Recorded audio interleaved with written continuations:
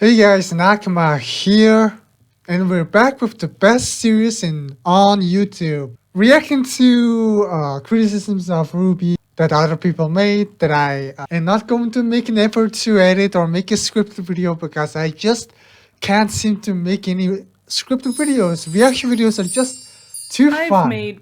I know there's been a little bit of an beef that people have the way I act. I'm just in my gamer rage mode when I'm falling into whatever this is. When I finish doing all of this stuff, I don't mean any harm to these creators. These people, we disagree on opinion, but that's fine. I also just kind of want to listen to what the people who don't like what I like has to say. And it's also usually cool to listen to what other people have to say that have a different opinion than your own. And yes, sometimes I get a little bit frustrated, blah blah blah. I promise those are just gamer rage, whatever, it's in the moment. I don't like to repress my emotions, that's the thing. If I sound too emotional, it's because I'm not scripting this shit and I'm completely alive, okay? But I did truly love the show. I wouldn't bother making all of these videos discussing it if I didn't enjoy it. Yeah, like human emotions are like complex. Even if I sound like angry, it's also because I'm angry because now these fucking people are getting what I'm trying to say. I wanted to see it get better. I knew there was tons of and in this Judgemental Critter are like making all the show because she loves the show and I love the show. Have potential with the show. And I could see that they were so often close to reaching that potential. But ultimately, this is a really, really bad way to look about it. It's hope. Hope is dangerous, okay? It was so close to reaching perfection, blah blah blah. This is your mind doing tricks on you. Nothing ever reaches perfection. This is your mind and your desire tricking you because the very nature of desire and hope is that it cannot be fulfilled. As the years went on and they kept making the same old mistakes. This is the same reason why Cinder is doing all of this. She's evil, sure, for sure, but why is she evil? Because Cinder has hope. Just like how Judgemental Critter has hope. Cinder thinks that, oh, if I kill RWBY, and if I kill Salem, and if I become the greatest and strongest person in the world, then I will be happy, right? Then I will be free, right? This is the same reason why everyone is making all these mistakes. This is the same mistakes going in over and over again. Judgemental Critter is making this argument and said, oh, if they tweak this little animation, if they fix this little plot hole, then everything will be fixed. That is not true. We lost faith. And there are so many fan fictions that has done very similar things to what Judgemental Critter wants to do.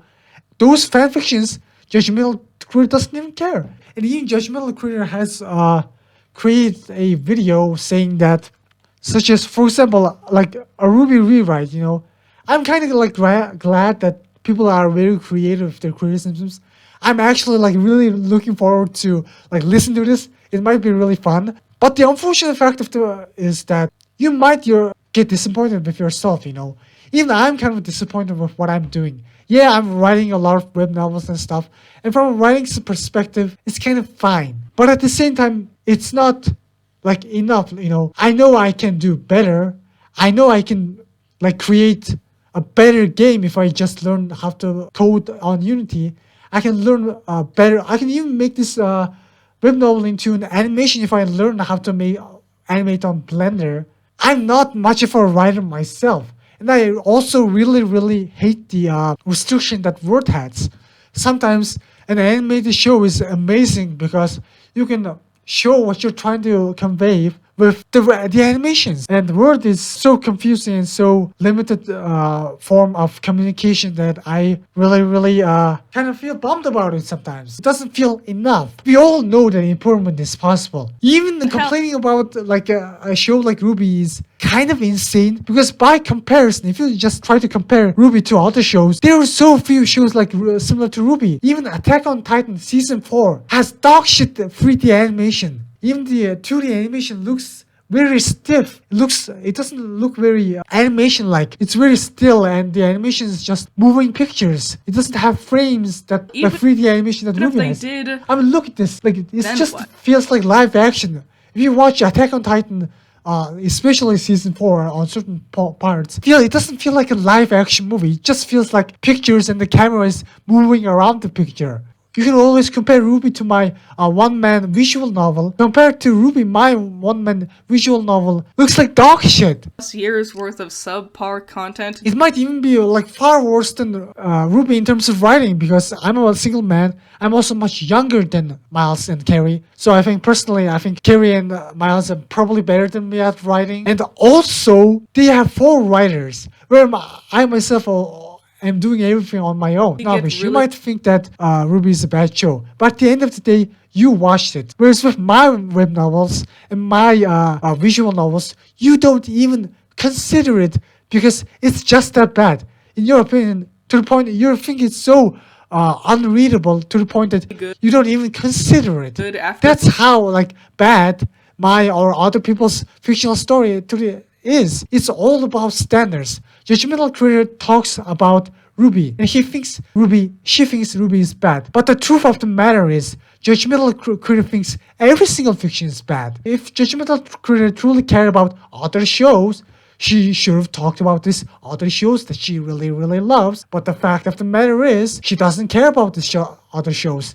And even if she thinks certain shows are better, she's not talking about it, which means she's lying to herself. She thinks that, these shows are better in terms of writing, but always she goes back to RWBY, because RWBY is her favorite show. I myself is kind of like that too. You might think that, Nakama might have certain fondness towards other shows or something like that. And yeah, I do. And I have to be honest with myself. I think I put Legend of the Galactic Heroes above RWBY, and I think that was a serious mistake. There was a really, really serious mistake, because I'm not being true to myself. I have been brainwashed by this dogma of Legend of the Galactic Heroes being this greatest anime ever or something like that. I don't make a single content related to Legend of the Galactic Heroes. I haven't rewatched it a single time. So I think I actually got brainwashed. So people need to be very aware of the fact that you can get brainwashed. I think Judgemental Critter just got brainwashed by all these writing critics. All these writing critics are brainwashing each other. Look at my content, okay? I really need to look at my own actions and determine what I love and what I don't based on that. Look at my content. Look at the things I do. It's Danganronpa content that I recently made. I really want to make this content of ranking every Danganronpa case from Danganronpa 1, 2, and V3 for a very long time. So in that sense, I think if I make a tier list of my favorite fictional stories, I think Danganronpa should be really high. And then there's RWBY. I am in love with RWBY. You all know this. I make so many RWBY content.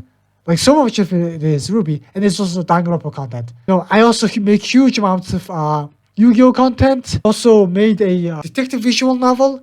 And all the detective visual novel has to do a lot with Danganronpa and the Ace Attorney. I also made an Ace Attorney Let's Play, and that happened because I love Ace Attorney. So people need to be really honest with themselves.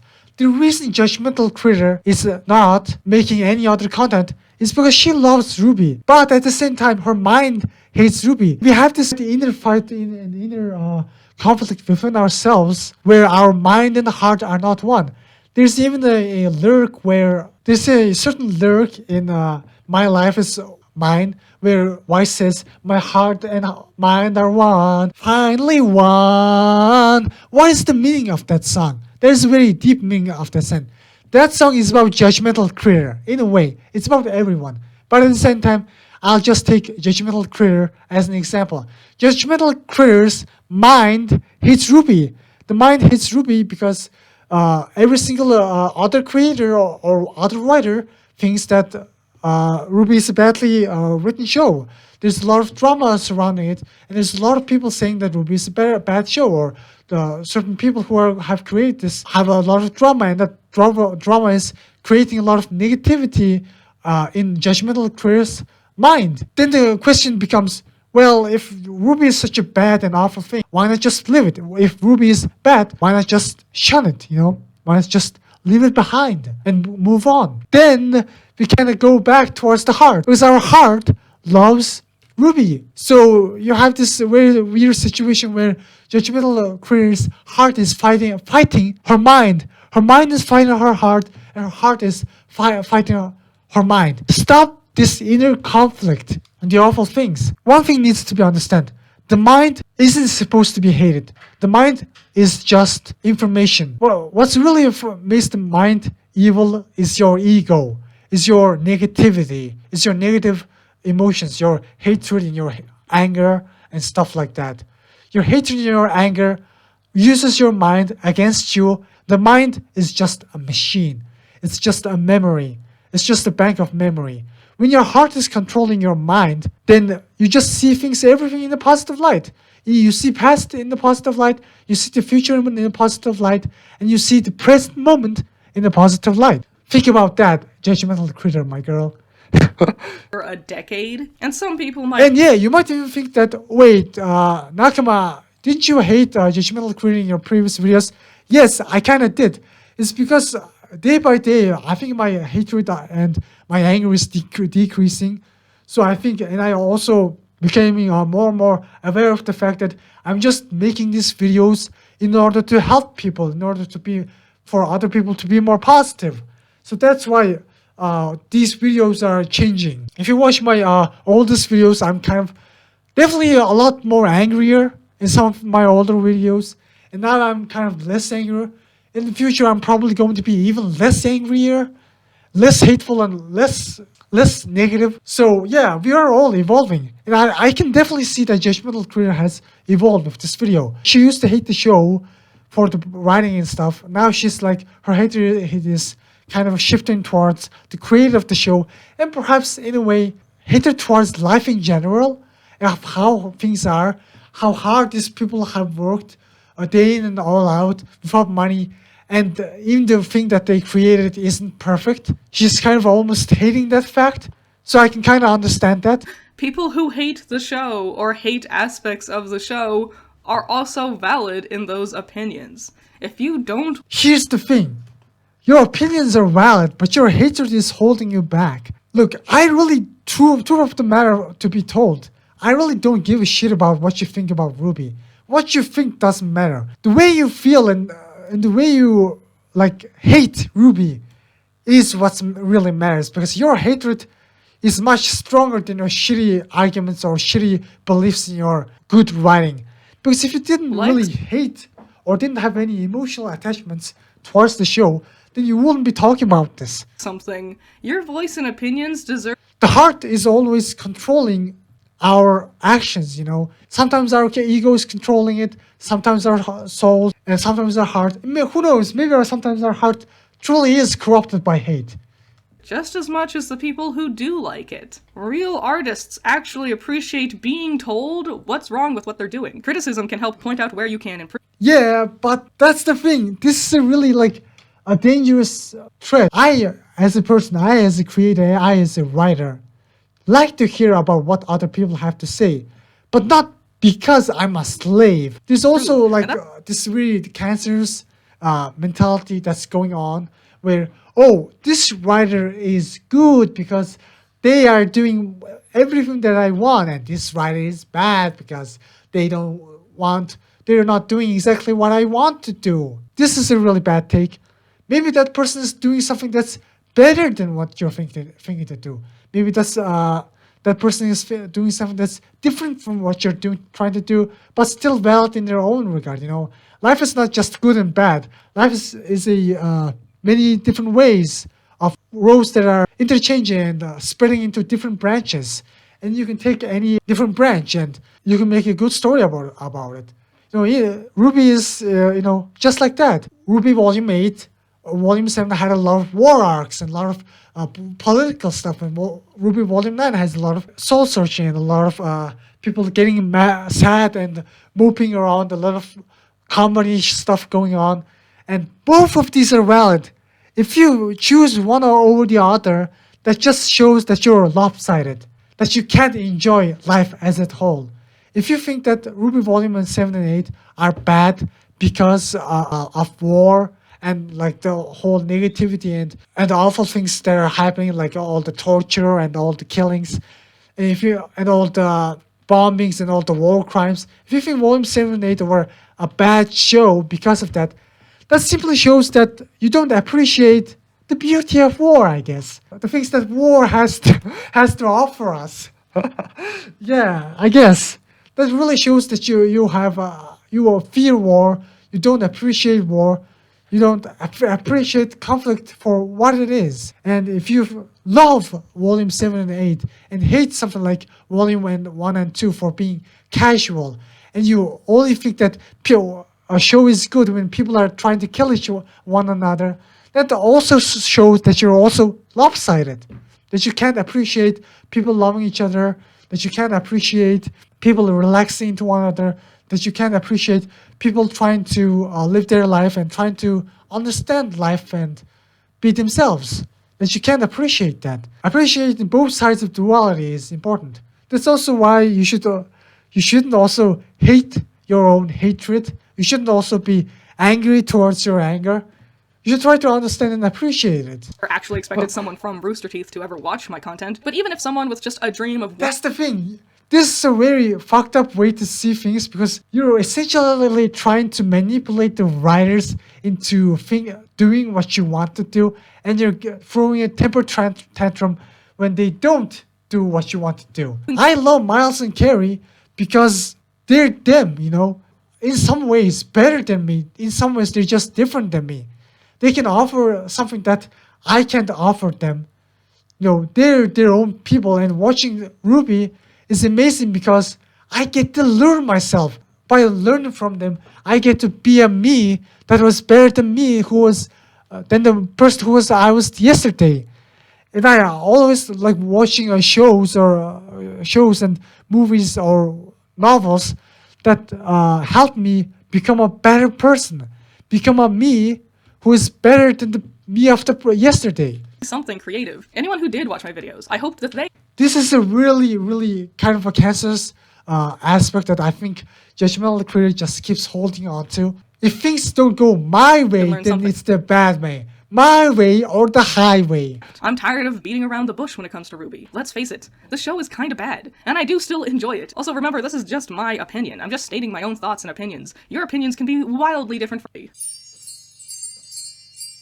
Now, I'm well aware that animation will always be inconsistent. That's not really the part that bothers me. Sometimes the animation is really good. It blows me away. The early fight scenes are especially dynamic. But the problem is, the parts that are poorly done are really poor. And more often than not, those are the most important moments of the show. Due to Rooster Teeth's constant crunch and strain on the animation staff, the final episodes are hurried out and rushed, and it shows. The whole show reeks of a crew that's pressed for time, and the finale of every single volume suffers because of it. From Volume 2's stilted, lazy models, to Volume 5's insistence on having characters standing around doing nothing while the fight supposedly happens off-screen, to Volume 8, where it's a perfect fusion of those two. People moving with herky-jerky motions and the insistence of This isn't even bad animation, this is just, we lack animation. So many fights happen off-screen.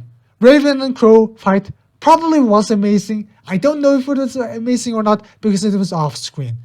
And Nora and Ren fought Hazelot off-screen. Yang and Mercury fought off-screen, entirely off-screen. Animation is hard. Do you think it's that easy to make a 20-minute episode of people fighting one another? Do you think it's that easy? Insistence on having characters standing around doing nothing while the fight is supposedly... I can't animate for shit. If I try to animate a single episode of RWBY, like even if Volume 5, if I try to make a fight scene that is similar to Volume 5 finale, then it will probably take me around 3 years. 3 years because the first year I'm just going to learn Blender. And then probably in the second year I'm going to just create all the assets. Assuming I don't just steal from other people. If I steal from other people, yeah, maybe. But from the second year, I'm just going to be animating and rigging. And then next year, I'm going to just animate the entire sequence. So probably going to, if I try to solo this make a 20-minute fight scene with this realistic, and then also it's not going to be even good because I have to motion capture. This is motion captured. A lot of motion. Like even if you say it's bad animation, this is good animation. What are you talking about? Hurried out and rushed, and it shows. The whole show reeks of a crew that's pressed for time, and the finale of... This just looks like live action adaptations. Do you know how many anime that there is that has consistent animation like this that just looks like live action animation.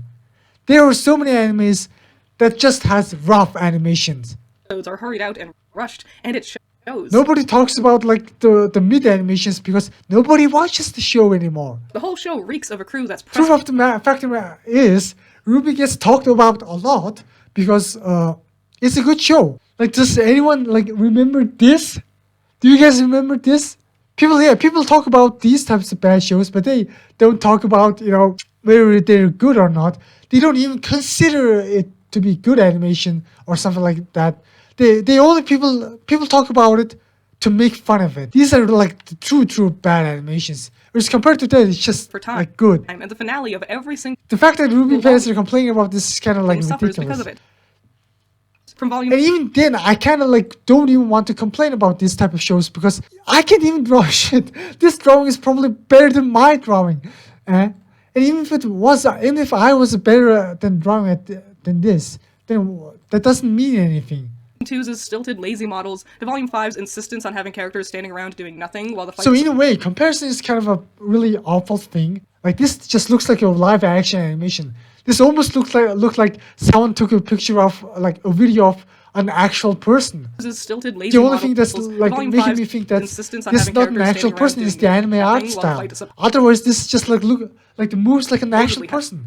That's happens off amazing. screen, to Volume 8, where it's a perfect fusion of those two. People moving with herky-jerky motions and the Herky moves. What the fuck are you supposedly talking happens about? off screen. To Volume 8, where it's a perfect fusion of those two. People moving with herky This looks like animation. motion. Like amazing. Even this animation just isn't there unintentionally. It's just there to show how fast Cinder can move. It's actually a really great combination of live action type of animation where Cinder is moving supposedly very happens similar to a off-screen. real To life Volume 8, where person. it's a moving Then she suddenly does this herky-jerky anime motion. motion where she is showing her top speed. and the insistence of standing still for as long as possible. The animation has not wowed me in years. There's also certain dogmas that are going around where people think that certain animations are only good when they're going fast. Like, this isn't bad To animation. Volume This 8, is a where it's a perfect decision. fusion of those two. People That is meant moving with herky-jerky intentionally. motions and the insistence of standing. They're staring down towards like Cinder. They don't need to do anything. The point of that is that they're doing a like shot where to show the characters facing off against Cinder, Still. and they're looking menacingly towards Cinder. They're not doing that because they lack the manpower. animation insistence of standing still for as long as possible. The animation has not wowed me in years. At first, I would be blown away for moments. Yeah, but like that's the way Monty does it, you know. like Sunfight. And also, there are even moments when Monty animated that are slow. This is just like the way As long as Monty likes to possible. do The it. animation has not wowed me in years. At first, I would be And I also don't even think that it's necessarily that they can't do it an animation similar to this. It's like almost like a decision making, right? There are people who like lack the ability to do it, but there are also people who do have the ability to do it, but they just refuse to do it because they think it's unrealistic or something. away from For example, this is a very of standing fast still for as long animation. as possible. The animation But has not wowed me. Some in people, years. At first, some I would people might like criticize this animation, saying that these characters are moving very unrealistically. be Like, for example, engaging this with the show movement difficult. is somewhat like realistic. I guess I'm the list of RWBY's biggest flaws. The collection of stains that make Sure, watching it's and not as engaging fast as like Monty's animation, difficult. but it has fast in certain File a complete list extent. of RWBY's biggest flaws. But it's also The like slow. The characters at least feel a little bit human when they move, and I can actually see what the fuck they're doing. Whereas watching Monty's animation feels like you're watching one of those stickman figure fights. It's stupidly fast. Now, am I saying that Monty's animation is bad? No, I'm not saying. Am I saying that Neo versus RWBY is bad? No, I'm not saying that. It's a difference of preference, okay? So shut the fuck up about being good or bad. If Monty was alive, he would understand. disagree. Because unlike Judgemental Critter, he's probably he's not a Judgemental Critter. They're all actually in Volume 8. There are certain fights that are actually animated similar to Monty's style. There are also animations that are animated very differently, very almost like a live action style. Sitting around doing nothing but talking to each other, none of these moments ever actually feel like a conversation. More often than not, it's all just exposition. It'll People do sit around and talk about it. just be one What the fuck are you talking about? You are sitting in front of a camera and talking about it. characters standing around word vomiting lore or explaining things we've already seen happen on screen, going over details that didn't get properly explained beforehand. It's all very classroom feeling. This sounds like homework, like a history class. Complaining in of itself is wrong. I think school teaches us a lot of important stuff. Yes, I kind of think that making those information mandatory was kind of stupid, and trying to add grades into it was stupid. I think the school system trying to grade students to good and bad students and peer pressuring us into making us hunt for grades was a bad mistake. But I think teaching us important life lessons and teaching us important stuff wasn't a bad thing. And while the character does that, the rest of the gigantic cast just sits around listening to them. There's never a rapport, or a disagreement, or a discussion. The very few times the character There is discussion. What the fuck are you talking about? The only reason that's not a discussion happen on is screen. because RWBY is not a fucking judgmental critter, and she actually can listen to other people silently while they're trying to teach them something. Little moment of RWBY being a better person than judgmental critter. Like, sure, Judgemental Critter might complain towards Maria if she was an actual character in RWBY. She probably will never listen to anyone and think that they're preaching, that they're like school and they're boring them.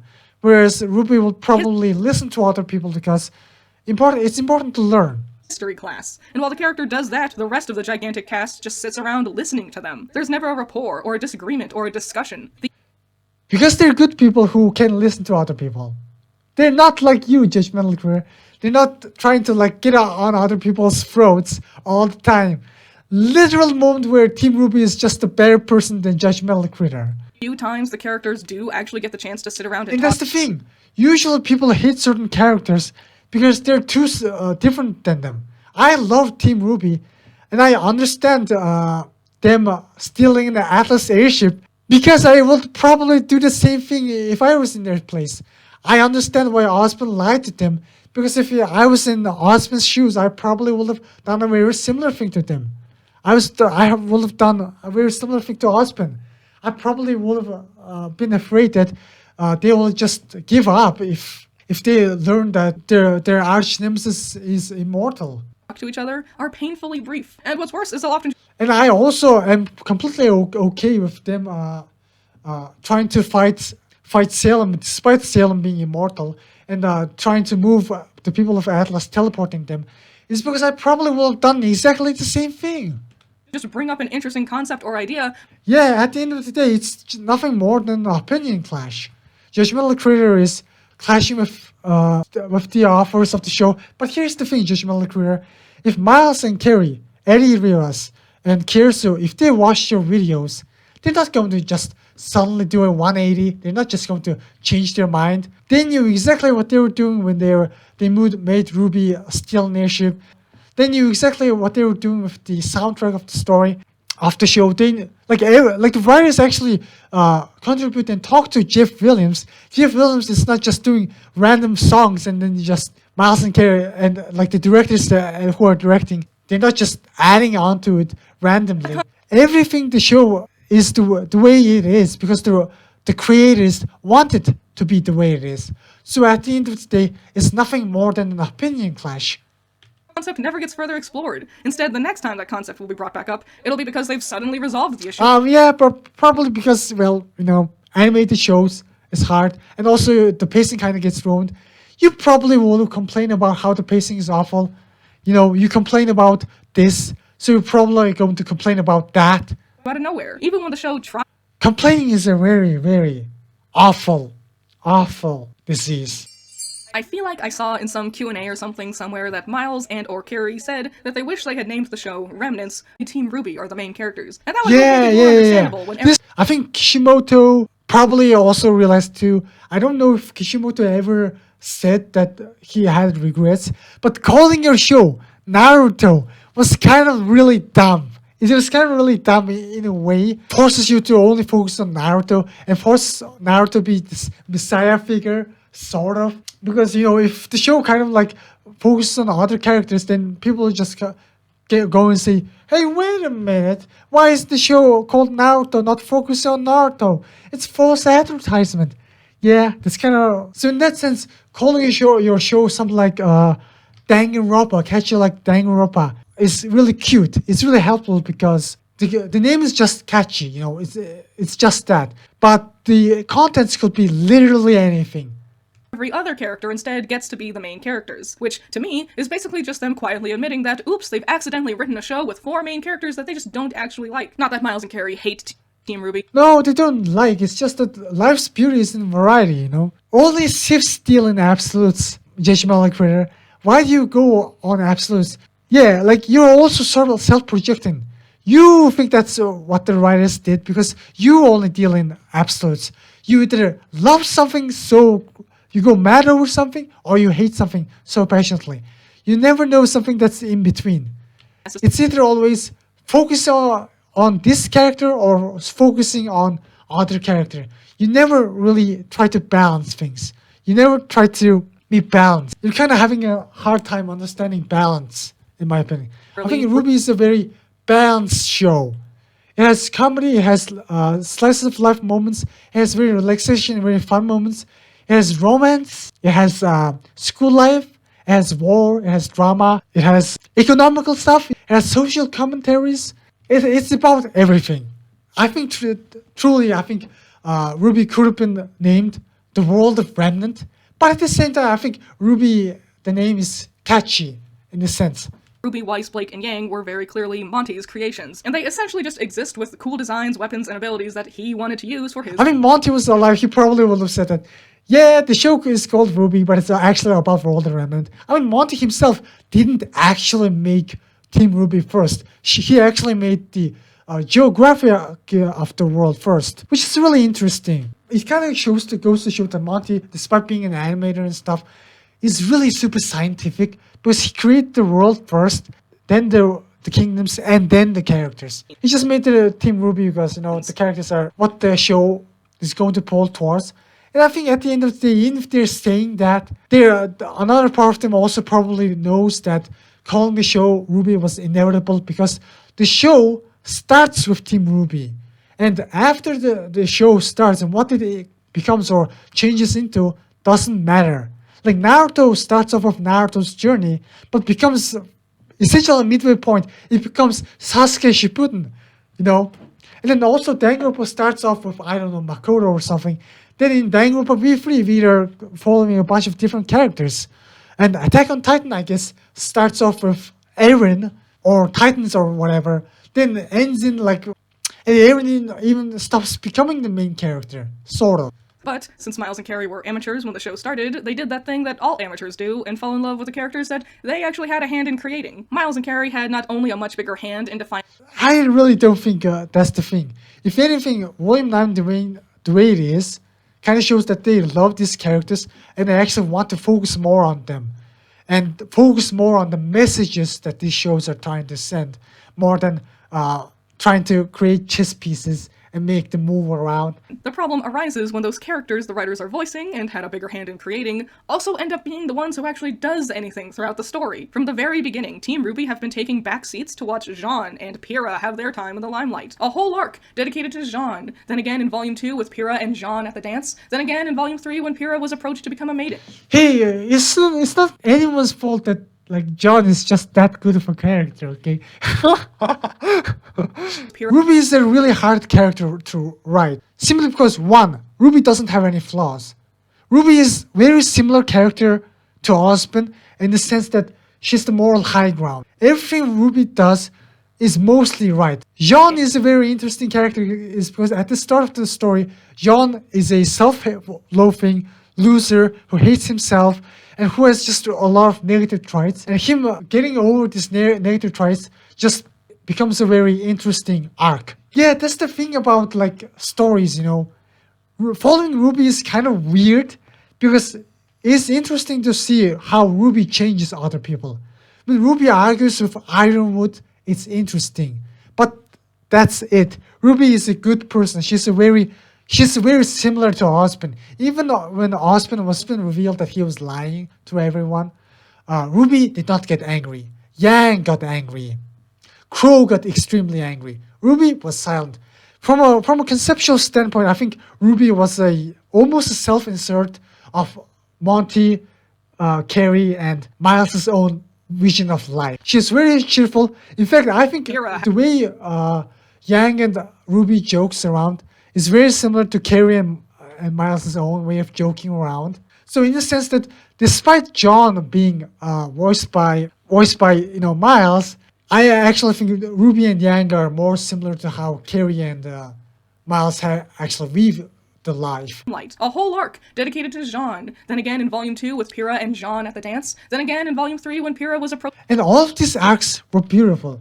People really need to stop giving attention to who these messages are coming from and pay attention to the messages. There's a good old saying that goes, I pointed at the moon with my finger, but the idiot keeps paying attention towards my finger. Miles and Carrie and the show writers are pointing at the moon. You're not supposed to complain about whether the main characters are having enough screen time or Jean becoming the main character despite the show being called RWBY. Stop complaining about stupid show like that. The reason Miles and Carrie probably said something like they regret naming the show RWBY is probably because of stupid shit like this. Or stupid shit like a Judgemental Critter complaining about false advertisement. To become a maiden, not Team RWBY. They didn't get to learn about any of that stuff until the next season. Speaking of, finally in Volume 4, Ren and Nora get to have their backstory. Then again in Volume 5, when Raven and Vernal were the ones dealing with Cinder's faction. It's so cool! This world is so vast, it's so beautiful. And then in Volume 7, when Penny and Winter save the day, and don't you see the beauty of it? It is awful to completely focus on one character, especially when they don't have anything interesting to show. It's so frustrating for so many interesting things to happen off screen. Just imagine that this scene didn't exist. That Pyrrha and John's whole character arc was just completely off screen. That would have been so tragic. Just imagine this entire fight was off screen. That didn't happen. It was awful. I love RWBY because everything the show gave, I love. This John Pyrrha arc, I love it. I am glad that it exists. Whereas these people are complaining about the fact that their shitty beliefs didn't became true. We've been shown time and again that the maidens are the only thing the plot wants to focus on. And here Team RWBY are, standing generally near a maiden and watching as they get to be the ones to do the important stuff in a volume. Think of every single finale. Yeah, that's why it's cool. As this world is so big. Yeah, it's about Team RWBY and stuff, but the maidens are powerful. On characters other than Team RWBY, except for Volume 6. Volume 6 was the only time Team RWBY actually got to do the final battles, both with Blake and Yang killing Adam, and then with the rest of them stopping Cordo's mech and killing the Leviathan. One season out of the whole show. Not really. In every season they helped a little bit. That's life, you know. No matter what, 4 people just don't decide the fate of the world. And if there's a certain circumstances as to why certain people have to decide the fate of the world, like Shinji deciding the world of Evangelion. There's a scientific reason behind it. Where our main 4 characters that it's named after actually got to participate from the very beginning of the show. And they did participate in every single circumstance. And if they don't participate, so what? So what? This world is big. These 4 aren't. The world doesn't revolve around these 4 people. You're not the main character. Life is big. Everyone is the main character. Everyone is born special. Team RWBY are presented as the heroines, standing front and center, posing for the camera. Everyone has their own story to tell. Everyone is special, you know. There are no main characters in life, and that's beautiful.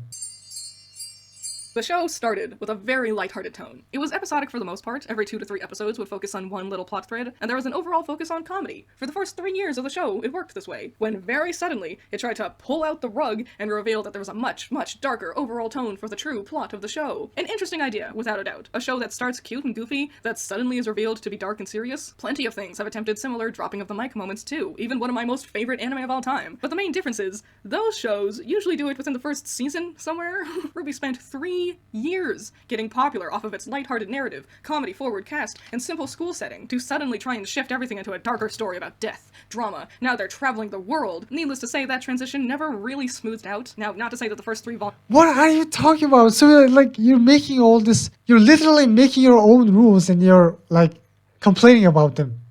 Who says that you can't do this? Wherever- Who said that the way RWBY is and the way RWBY does is awful? I'm not saying Madoka Magica is awful, okay? Like cramming in a crazy amount of information in 12 episodes like Madoka Magica is fun. But making a show like RWBY is Devoid of- really fun too. And in a way, Naruto is very similar. Its first episodes are very goofy and they just train or whatever. Then in the first arc, it becomes really dark. Then it becomes dark, I guess. That's the thing. Yeah, Attack on Titan, I guess, was always kind of dark. There are also really similar shows too that I think Fullmetal Alchemist Brotherhood also kinda does that. But you know, the first episode is definitely dark too. But even Volume 1 RWBY has racism in it. So you can't even complain that it After all, never it's had something like just a channel. that. But that's kind of your own fault, you know. Well, The the way you racism live part, life. Life evolves. one of our People main change. characters. Shows change. That's the beauty of life. Life is unpredictable. That's why it's Was- amazing. People just don't do the same thing over and over again. Most Like, prominent. look at me. Like, I might seem like I'm doing a whole lot of things in a similar way. Like, I'm continuing the RWBY criticisms are bullshit type of series.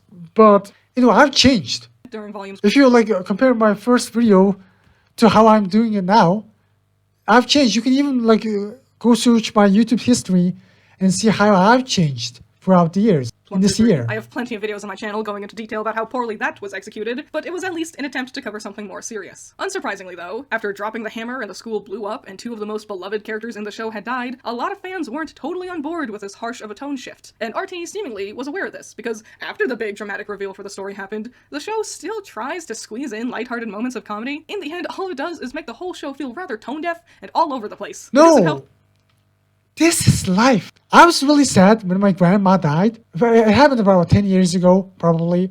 But like, I was sad for about 3 days. Then I started making fun jokes or this. whatever and just continued my life. That's how life's supposed to be. Yeah, it's fucking sad, but you can't just stay sad forever. It's Big really dramatic reveal for unhealthy. And even if bad things happened back in the past, you shouldn't use that as an excuse to like suffer.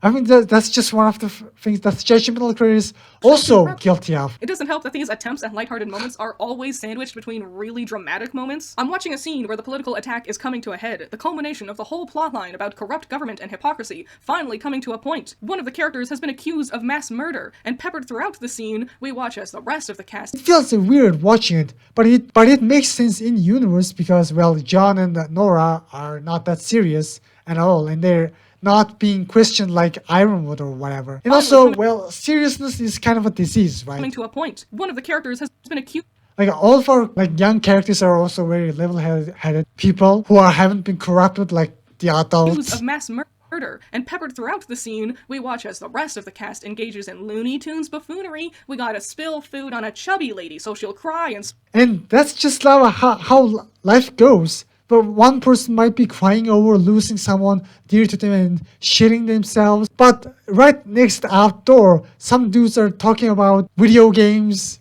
memes, and stupid stuff like that. Sex, I don't know, making sex jokes and whatever. That's life. That's the duality of life. People are free to do whatever they want. And sadness and happiness, sadness and comedy, tragedy and comedy, sadness and happiness are interchanging. Tonal consistency is a really bad belief. You're trying to not only fight against RWBY, you're trying to fight against life itself because life itself has variety. Life itself is huge. You might feel sad about someone dying, but suddenly you might realize something and you might start laughing. All of this might seem really funny to you. That's life. Or you might start laughing and you might start crying. Because some of the most fucked up things are the funniest. wah wah, so silly, ha ha. Like, really, tone shifts can work. You can have lighthearted moments and dramatic moments together in one show, but this isn't not right next to each other like this. It's hard Who said that? Who are you to make a rule like that? What kind of a fucking dictator are you? to take anything seriously with the show. The comedic moments are surrounded by these sad, dramatic themes, and then the serious You're trying to ruin RWBY's variety. You're trying to ruin RWBY's beauty. RWBY is a show about life. It's about everything. It's not about just drama. It's not about just cute girls doing cute things.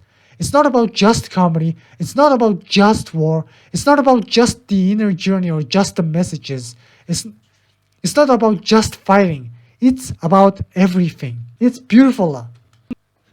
Plot also just festers and wallows as the cast refuse to push anything forward. None of the main characters do anything to move the plot forward in any way. And that is after the first 3 years of the show where the real plot sort of just quietly bubbled in the background. And also, this obsession with plot is kind of really, well, bad. The plot is what's happening on screen. Like John realizing that Pyrrha doesn't have someone to go through the problem with, and realizing how ignorant he was towards her and how he taken her for granted. He realizes that and he dances with her. That's a beautiful arc. The only reason you're complaining about that is because you have certain expectations that what RWBY is. You're trying to push RWBY, such a beautiful, such a huge, such a variety, like RWBY as a show cannot be explained by words. Saying that RWBY is just a cool show with action stories is disregarding the beautiful bully arc, the beautiful dance arc, the beautiful racist arc. You're all disregarding that.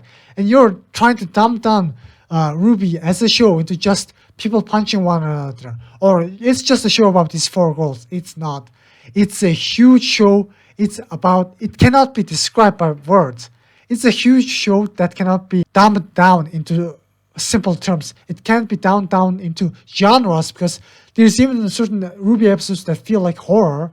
It's not that the show's fault that the show is just bigger than you. The show is just better than your comprehension. The plot of the show. The show is larger than life, larger than your petty beliefs of what things should be. Years to start, and then they seem afraid to actually further elaborate on what their plot is after that. Even the actions of our main villains aren't fully understood after nearly a decade's worth of the show's runtime. I mean, it's pretty obvious. I mean, it's also because, RWBY's also a mystery show. I think Miles and Carrie also probably realizes how much of an awesome genre mystery is. I think mystery is definitely my favorite genre. Maybe I like it maybe a little too much. I mean, I made a detective visual novel. So you know how much I love mysteries. Wants to gather the it's kind of like really interesting to see what Salem wants just by seeing what she from the current events and what was shown on screen. But whether it's because she But it's kind of obvious, wants to honestly. die, Osmond pretty much kind of explains it really well in Volume 8. or just when looking at her lackeys. They also seemingly don't know what it is she wants, but none of them ever seem to want anything more either. So many. Actually, they do want. What the fuck are you talking about? Mercury thinks he's just going to be one of the kings in the new world. He was born an assassin. He's really good at assassin, and he wants power. Salem wants power. Emerald is just following Cinder. Hazel wants to get revenge on Osmond. And also, I guess, he kind of fell into fear. Hazel just kind of gave up, honestly. He's just a coward. Runtime. We know Salem wants to gather the relics, but whether it's because she wants to die, or just kill Osmond, or both, or neither, it's one of the other. There are furies. It's probably because she wants to die. Again, it's up in the air, but that's fine. There's only a few options we have, anyway. Wants to gather the. And also, she's not going to kill Osmond. She wants to end the world and end herself, probably. Or maybe she might be up to something, but we actually don't know. We don't hear it from the horse's mouth. But that's great. It's a mystery to be solved. Just like the basement twist in Attack on Titan. I love mystery stories. But whether it's because she wants to die, and those things will probably get explained in time or something. Or just kill Osmond, or both, or neither, it's all up in the air. People say things confidently as if she's explained this, but she hasn't. We just have to surmise what she's going to do. And yeah, but that's beautiful. Life is all about confusion. Even if you're watching a show, you truly don't really understand much. She's probably going to kill herself, but who knows? Maybe she has a plan. Maybe she's going to summon the gods and then trap the gods and become the new god of this new world. Maybe that's the game. Maybe that's the thing. Maybe her Mercury is right. Only gets compounded when looking at her lackeys. They also seem. But there's a really high chance that Salem is just trying to kill herself. Seemingly don't know what it is she wants, but none of them ever seem to want anything more either. So many of them have lived and died without any sort of motivations beyond the simplest ideas. Let me explain to you the plot in the simplest way possible. I mean, so many people have lived and died that you didn't understand very well, right? These people are not simple. Even what's shown on the screen is just a taste of what it's like. You can you can pick a single RWBY character and make an entire novel dedicated to these characters. Possible. And this is not me trying to drag it out to be hyperbolic. This is honestly me trying to summarize the plot of RWBY in the simplest way to understand. An evil, immortal woman wants to collect 4 things to bring back the only thing that you and these people who are in the comment section raving on about your videos or how great of a critic you are is the fact that both of you are complaining. Nobody really agrees on what is good and what's bad. And even like Judgemental Critter's own complaints is laughably bad because she just fails to understand the beauty of something. She probably looks at the sun and think, oh wow, why is it so hot today? The sun is such an awful thing. I wish the sun was destroyed. Even though the existence of the sun is making sure that she's alive. She's the type of person to complain about that sort of stuff. The reason why Judgemental Critter is making these videos, the reason why she still cares about RWBY is the fact that, like I said, internal conflict. A certain part of her like conscious part probably is saying all this stuff, saying how she hates RWBY, but even she herself realized that she loves RWBY. So there's this internal like conflict going on in here. This video probably is her like trying to sort out her own emotions, probably. No, I'm just guessing. People's own emotions and stuff are mysterious, you know. Has achieved world peace. She wants to do this to get back at her ex-husband, who has hidden those things inside of the battle schools of the 4 kingdoms, and can only be accessed with the power. But Judgemental Critter herself just lacks the understanding to appreciate, I guess. She only knows how to complain. That's why she's literally named herself a critter. Thank God I never named myself the critter. Nakama means friend, and the witnesser means the witnessing consciousness. That's all there is to it. Friend consciousness. That's it. That's my name for my YouTube account. I never named myself Nakama the whiner, Nakama the arrogant bastard, or Nakama the critic, because I'm neither of those things, and I really don't want to be those things. I've been a critic in the past, and that was really awful. That's probably the most awful part of my life. First of all, they've explained before that maidens were not thought of until Volume 3, and if you watch the show, you know that who the maidens are and who will become the next maidens is a really big element for the progression of the plot. It's pretty hard to believe that they had it all figured out when maidens play such a big role, but here's the thing. Making everything out is kind of like bad. As a scriptwriter, you can literally write the script from the start and finish the entire novel, go back, edit it, and then you can like have this one novel where everything is written out. That is possible. And RWBY as a show is also kind of like that, where the writers go and write the script for Volume 1. That's it. The writing style is just like that.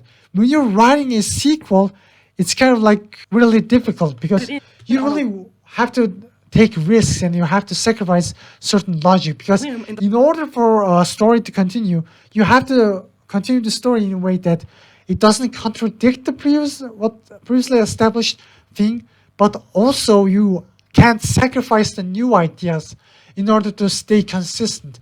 Because there's no way your past self knew about all of this. Your present self is always going to be better than your past self. So naturally, when you're continuing a story, you have to introduce new elements. This may even seem like it contradicts the old stuff, because without contradicting or completely adding new stuff to the original, you can't make something that's interesting. If you get stuck to the old stuff and you just keep doing that over and over again, then naturally you're just going to make an awful story for yourself and for everyone else. The 3rd volume. In fact, lots of things get thrown into the show last minute. Characters, fight scenes, concepts, all kinds of stuff. By all means, the only reason the show even existed is because Monty wanted to make cool fight scenes with— That's not true. That's not true.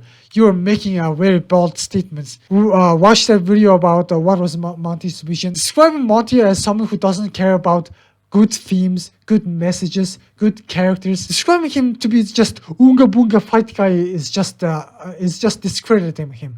He was a multifaceted, amazing person who cared about giving important messages to the future generation, who also cared about cool fights, who also cared about anime and stuff, who also cared about cosplay and stuff. He was a very multifaceted, amazing person. And abilities. This convoluted plot about gods, immortality, relics, magic, it's also twisted and confused that it definitely feels like things were thought up by the seat of the writers' pants to try to keep up with the whims of Monty's action scenes. Desperate to try to tie together all those loose... That's not true. Even Monty himself was working on and was at least looking at what the others are doing. But here's the thing, Monty is an amazing person.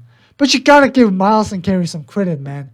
Carrie even knows programming. He actually helps out in the animation department, and he even says in the Volume 5 director's commentary that he even directed the fight between Raven and Cinder, and he actually looked at Monty's fights a lot. He looked at them a lot. And Miles himself is a really talented writer, and every time he does the writing, like when he's on certain episodes, you're gonna bet there's a cool joke or there's something really deep inside the story. Lying around in a coherent way. The bigger problem is, structurally, the plot is working backwards with the characters, and their goal is never more complex than just arriving at a location. Your story can be summarized by an Uber drive. Once they get there, the kids are vaguely tasked with protect the relic, but what that really means is never explored. What do you mean? That's just how life goes. You protect the relic. Vaguely tasked. It's just that simple. Yeah, you don't know who's going to attack you, but are you complaining about life itself? With protect the relic, but what that really means is never explored. If someone tells me to protect something, then I'm just going to protect it. Hey, don't lose this to bad guys. It's as simple as that. Locked away in vaults and can only be opened with the maiden powers. There is nothing more for the heroes to do in terms of protecting it. So instead, they spend the majority. Yeah, I mean, there is an argument to say that you could always open the walls and put it back in there.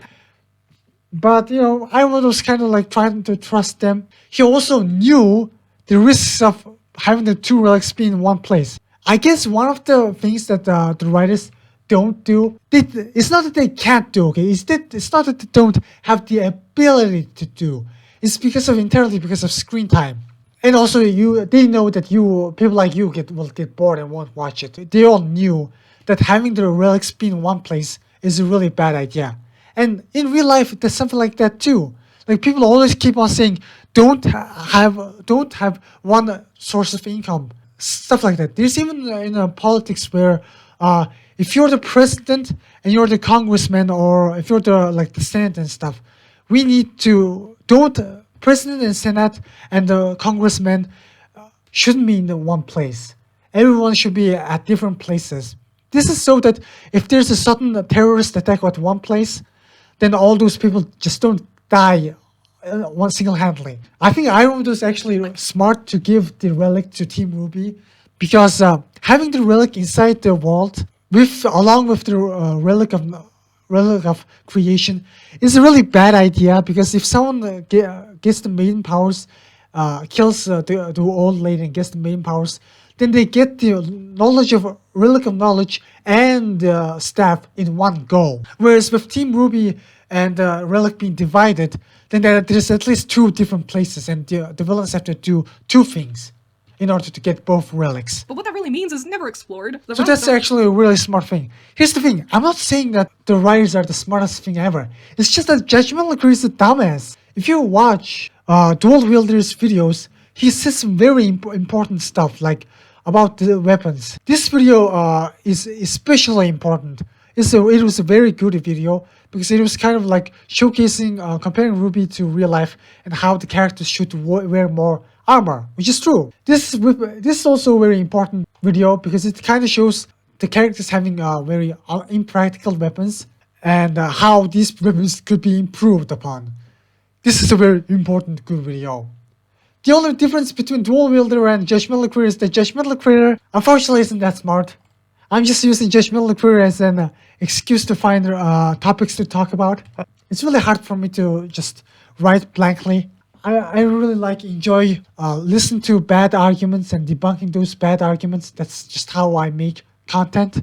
Locked away in vaults and can only be opened with the maiden powers. There is nothing more for the heroes to do in terms of protecting it. So instead, they spend the majority of the volume sitting around doing. You kind of have to appreciate things for where they are.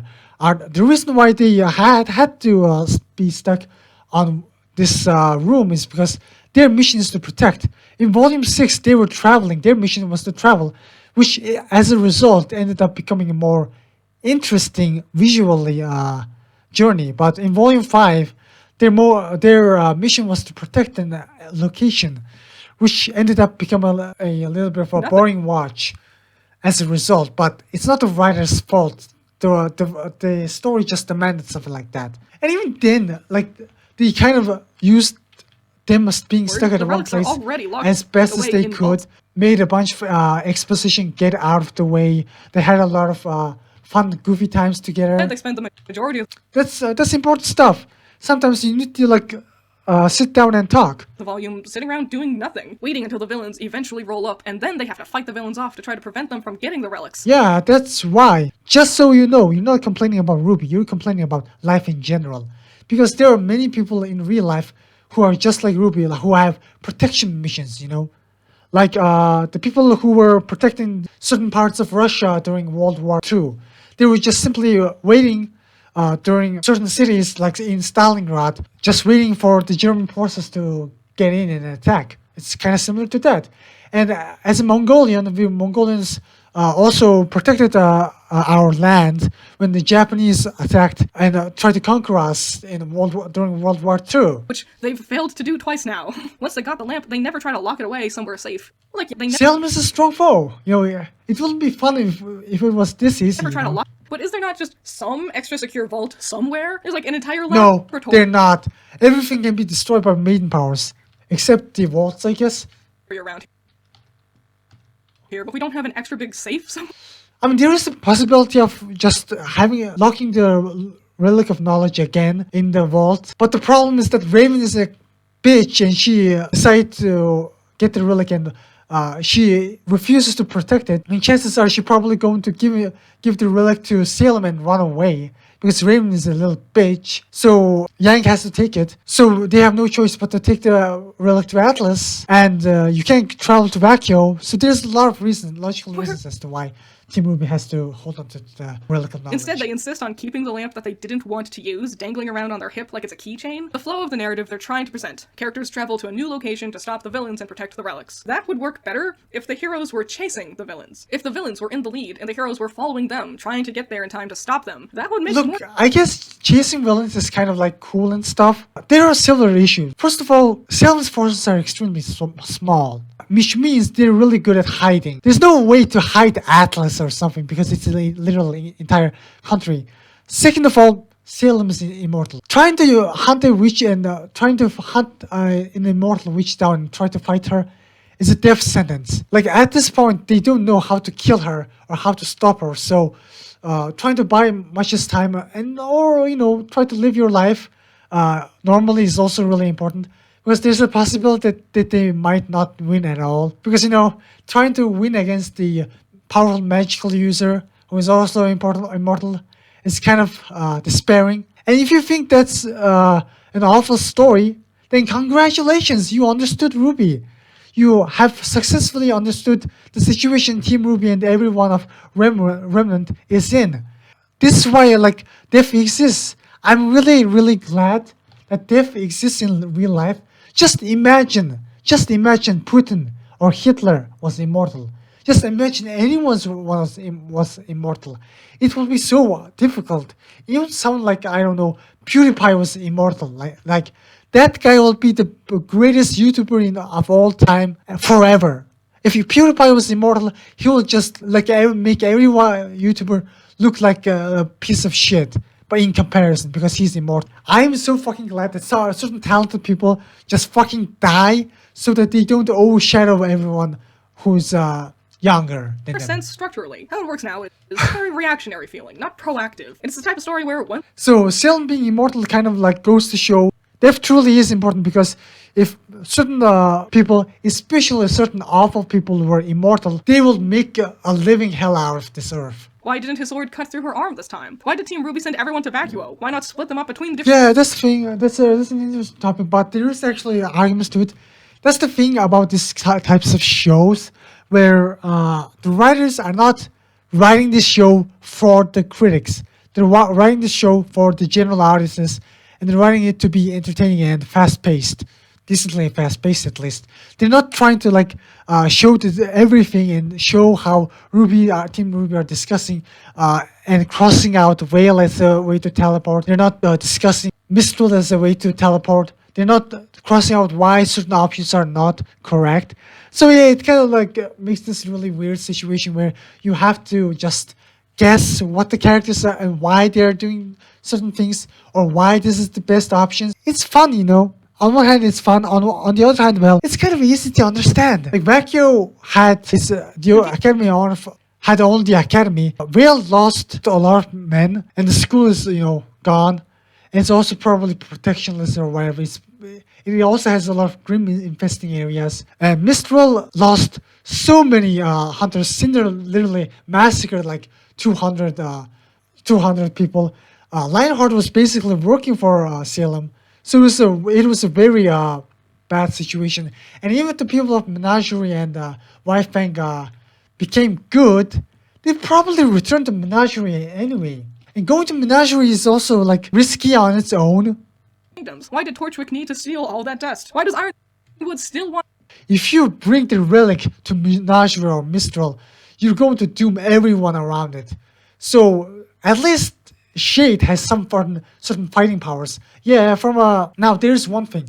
There's the other thing that people are complaining about other people coming to this place and not letting them teleport to other places. Here's the thing. Team Ruby had the relic. They thought they will have gotten the Staff of Creation and they thought they would hold on to it. I'm pretty sure they probably would have just created different portals if people from Atlas wanted to teleport to different areas. Because they could just create those portals over and over again. The important thing why they need to go to Vecchio, they didn't want to confuse other people. They wanted everyone to go at a certain single place. Vecchio and in extent Shade was supposedly the most safest area anyway. The only big mistake they did was that they didn't say Shade Academy. They brain farted. So yes, they did brain fart. But what can you do, When you're an idiot, you're an idiot. You can whine about all that, but you're the viewer. Last I checked, you don't know how to use a crescent rose to fight Neo. So shut the fuck up. Split them up between the different kingdoms. Why did Torchwick need to steal all that dust? Why does Ironwood still want to bomb Mantle even after the whale is gone? If Ironwood wants to float Atlas... He knew that Salem would revive, and he was also paranoid. To safety, why didn't he spend those 2 days in Volume 8 sending out ships to shuttle everyone in Mantle up to Atlas? Because he doesn't not care. He knows there's not enough food to feed the people of Mantle. Yeah, I guess one thing that I will admit, I would definitely should have considered and showcased why he doesn't want to evacuate people of Mantle to Atlas. The explanation is very easy. He knows he can feed them. He knows that if you keep cramming that many people into the tower, the most likely those people are just going to eat all the food and fight one another and then cannibalize one another. It will just be a very ugly scene to try and make a lot of people survive like that. Those 2 days in Volume 8... Yeah, so in that sense, it's not necessarily that the show is dumb. It's just that certain things definitely could have been explained more. But unfortunately, time, all this, is going to take time. Like writing an animated show is far different than writing a web novel. You can read my web novels. I have written a 100k word web novel called Virtual Judgment. You can read that, but you're not going to read that because it's not as an amazing animated show like RWBY. So stop complaining about your life choices, Up to Atlas. So then he and Team... You could have written a web novel that entirely focuses on explaining every single detail, but you deep inside, you're just going to get bored of that. You're going to complain about the pacing being slow. We could work together instead of fighting. Why did Crow try to team up with the murderer who tried to kidnap his niece? That's pretty obvious. So Clover attacked him. That just kind of just shows you're really bad at understanding stuff. And then the writers didn't want to spoon feed you. They thought that you will be smart enough to get it, but unfortunately you're a dumbass. Rather than team up with his new best friend. Why doesn't Ironwood just tell everyone he's trying to fix the Amity Coliseum to bring back global communications? because Watts was there, he was trying to destroy it. It's just like Judgemental Critter being that dumbass. Instead of making this video, how about you go to Discord, or how about you go to the subreddit and ask these questions so that you learn from these. I'm not saying my answers are perfect, but I definitely think these, and this is important because I knew about all this stuff because I went to the subreddit, I went to the Discord, and I asked about other people on what they think, and they gave an explanation. I watched the director's commentary. I finally found the freaking director's commentary, and I watched all 8 volumes of it, and that helped so much in understanding the characters and why this certain decisions were made. Team RWBY and everyone else was at Atlas. Why And it made me love the show even more because it clarified certain confusions, and certain things I found to be dumb are actually really smart. fly her whale to Vacuo where it was unprotected? Just so many things happen in this show that prompt the question, but why? And plenty of people give the arguments of, oh, just turn your brain off and enjoy it. Well, I'm happy you... No, I'm not trying to say that. If you're thinking about it, good. It's just that you have to admit that, yes, this is an animated show, so therefore they're not going to explain everything. Second of all, even if this wasn't an animated show, if RWBY was a web novel per se, then they will still not explain everything because that will go in the way of pacing. Thirdly, this is a fantasy show. No matter how you try to go hard about on this, science is still a really, really hard subject matter, demanding that a show for a fantastical fictional show to have 100% personal, 100% scientific sense is kind of bullshit. The standards are too much. Like, I could complain about, Ironwood is such a stupid bastard. He should have just created the internet and connected the world through the internet. The Amity Tower is so stupid. It's so easy to create the internet. I mean, I know how to create an internet system. Why does Team RWBY or why doesn't Ironwood know how to create the internet? What a dumbass. This show is so bad written because these characters in the show don't know how to create an AI. They don't know how to create the internet. They don't know how to they don't know how to program on C#. How stupid these characters are. Because those things don't exist in the world of RWBY. And have your motor functions turn off, but I actually enjoy And sometimes, people brain fart. Ironwood brain farted. He was a dumbass. He got scared. He got spooked by Salem, and he was trying to escape. Don't try to act like people don't make mistakes all the time in order to, out of fear. The people who do robberies and stuff, they do things out of fear. The people who try to think that attacking other people, like the Russians who are attacking Ukraine right now, they're also being controlled by their fear. Why is the Russians attacking Ukraine? Compared to that question, Ironwood escaping into Atlas is far more understandable. At least this dude is trying to escape. He's being controlled by fear, but at least it's understandable. It's kind of fucked up to think that how do you convince your fellow men that attacking and invading a different country is a good idea? How do you think that killing all of those innocent people is going to help you? That is such a big question. List of children shows that I've seen doesn't. How does you really need to be really dumb and evil in order to invade other people? But unfortunately, people just kind of do that. Ironwood, compared to what is happening in real life, is much understandable. Ironwood's actions is kind of understandable. Dumb myself down just to enjoy it. What show that presents scenarios and topics that are as serious as RWBY tackles? And in a way, if you kind of think Ironwood is a dumbass, that's good. That's good. But you're also not good enough because you're also not understanding these people. You're understanding yourself. You're understanding that, okay, I personally will never do something similar to Ironwood. I mean, that's good. If you think that, that's kind of good. But at the same time, you're kind of the idiot who thinks RWBY cutting Tyrion's tail is kind of dumb. But that's you. That's on you, I guess. So I guess in that sense, Judgemental Critter just lacks empathy. I understand Adam. I'm not like Adam. I'm the exact opposite of Adam. I understand Ironwood. I will do exactly the opposite of what Ironwood did, but I still understand Ironwood. I know what they did because I have empathy. Also asks its audience not to give I can see why other people do their thing, but I'm not a copycat, you know? further thought to those complex topics. The whole show feels propelled by contrivances alone. It's not contrivances because, well, you lack empathy, dude. Even if we do explain certain things to you, you just shrug it off and become arrogant and stubborn. There's little justification towards the actions the characters make. So then they have to use time in the next volume sitting everyone down to have droning exposition to help justify those decisions they made before. They give justifications to you. They will give explanations. You know, if you just want to be stubborn and for the sake of being stubborn, you can be that. And what's worse is that it's filled with a cast that does not seem interested in pursuing the plot in the slightest. The heroes know of the villains, and they know that they're on their tails, but they never discuss them. They never speculate on the villains' motives or their plans.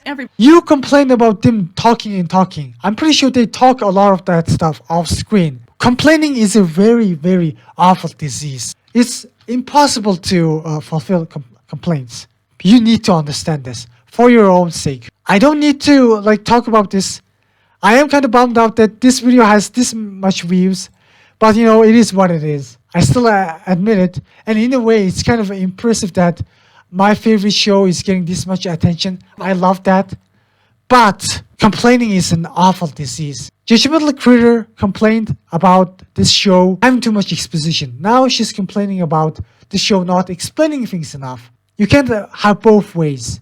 You can't go west and east at the same time. You can't be loving and hating at the same time. You can jump towards one thing. You can be hating towards one thing. One person hating. You can beat your wife during the night. You can make love to your wife, but you can't beat your wife and make love to your wife at the same time. It's impossible. There are things that are like in RWBY where the characters sit down and exposit. That's one way to go about it. When you're expositing, you can't do fun stuff. You know, you can't do fights. You can move around. You can do visually interesting stuff. And when you're doing fights and visually interesting stuff, you can't exposit. You can't exposit things through your words. This is not a RWBY problem. This is the way life is. So accept life the way it is. Because if you try to keep complaining, you're just going to hurt yourself. But nothing is being built towards. They don't discuss the villains. They don't discuss the ways of protecting the relic. They don't do anything. And it baffles me how each volume can have so many episodes and yet have so little happen. Those 2 to 3 episodic... A lot of things did happen. A good comparison to this will be Naruto. Naruto's 100th episode is arguably much longer than RWBY's 100th episode because Volume 1 of RWBY has only, 8 minutes each episode.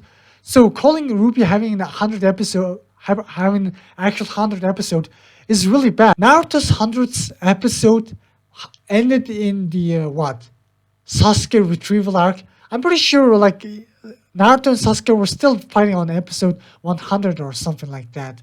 So Naruto has, for example, in comparison, has the Zabuza arc, the Chunin exam arc, the Tsunade arc, and Sasuke retrieval arc. That's just 4 arcs.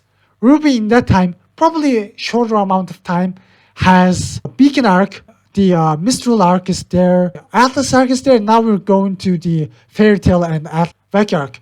So there's 4 arcs, it's almost on par. But comparing RWBY's arc to Naruto's arc is not fair because RWBY is even more faster paced than that. In terms of actual time that's happening in this show, RWBY at the start of Volume 1 was 15 years old. RWBY in Volume 9 at the time of recording is probably 18 years old.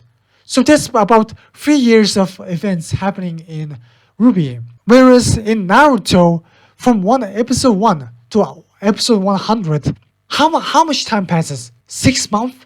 At least a year.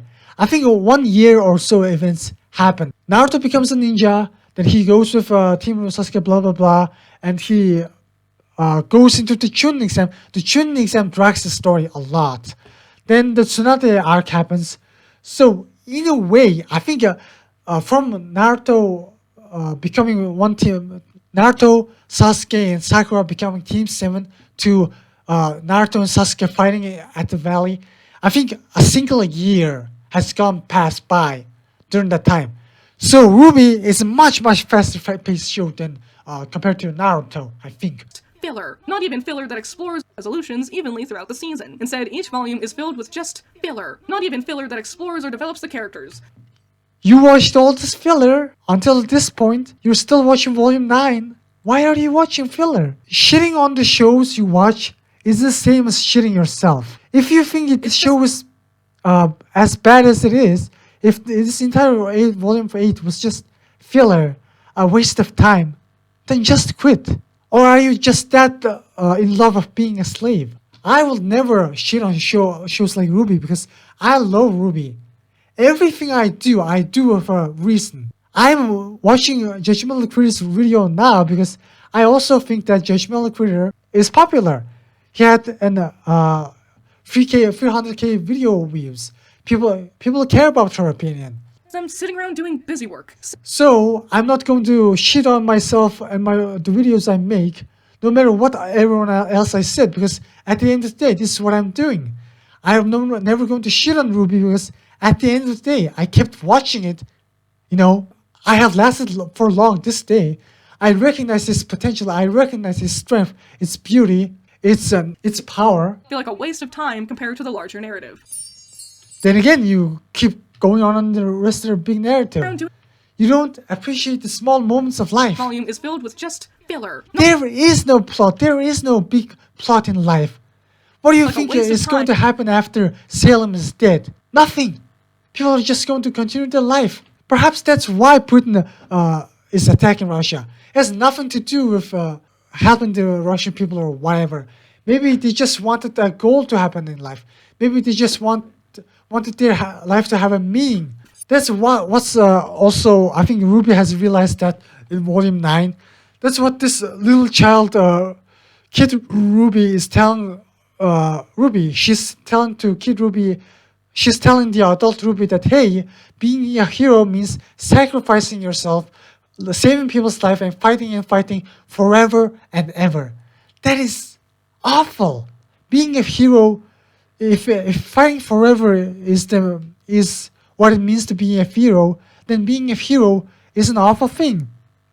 So if you can't appreciate relaxation, if you can't appreciate the simple love and relaxation of real life, then you're going to suffer. You're going to suffer for the rest of your life.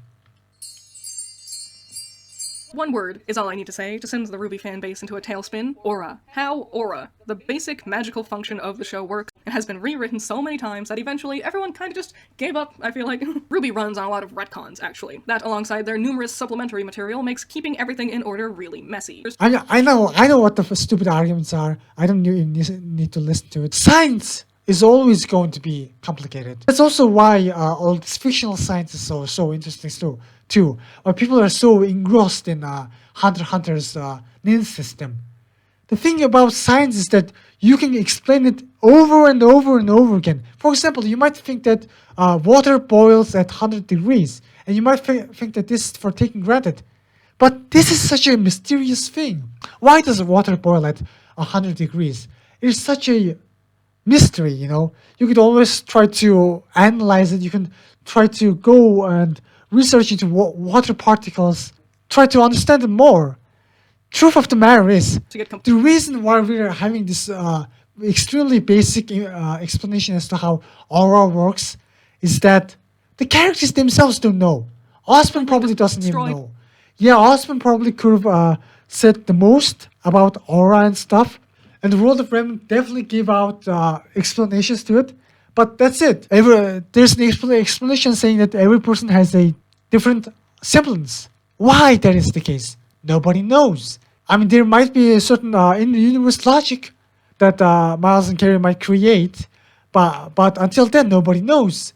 But if Remnant truly was a real world, then it will still be very interesting to analyze, and perhaps that's why real-life science is way more interesting than fictional science, you know? Because at the end of the day, fictional stories are just stories made by real people. Fictional stories are just copying reality. And reality is so deep and so interesting. You can waste your entire life trying to understand why water boils at 100 degrees. Study and study, and you can study and find out so many different things that you didn't even know about.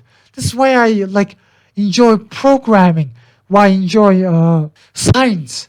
So many things. I enjoyed learning physics a lot in school. My teachers weren't the best, and I really hated how teachers made everything into a test. I really hated tests and stuff, exam. Fuck that shit. I just want to calm at my own pace in a relaxing manner. I don't want other teachers making this learning process into just getting good grades. It's awful thing, and this is such a beautiful thing because you can learn more about this world to an extent, but at the same time, at the end of the day, no matter what you do, no matter how much you complain, RWBY is a fictional story. Every single lore explanation is handed out by Carrie and Miles. You can complain about all of this. You can complain about how these explanations are not enough or how it's get contradicted. Of course it's going to get contradicted. It's made by real people. And people contradict certain stuff. Whereas if you look at real life, nothing gets contradicted. Even if something gets contradicted, there's a scientific reason behind the contradiction. People might think that, certain ranged weapons like bows are bow and arrow are bad in close range combat. Therefore, you should use a sword or something like that.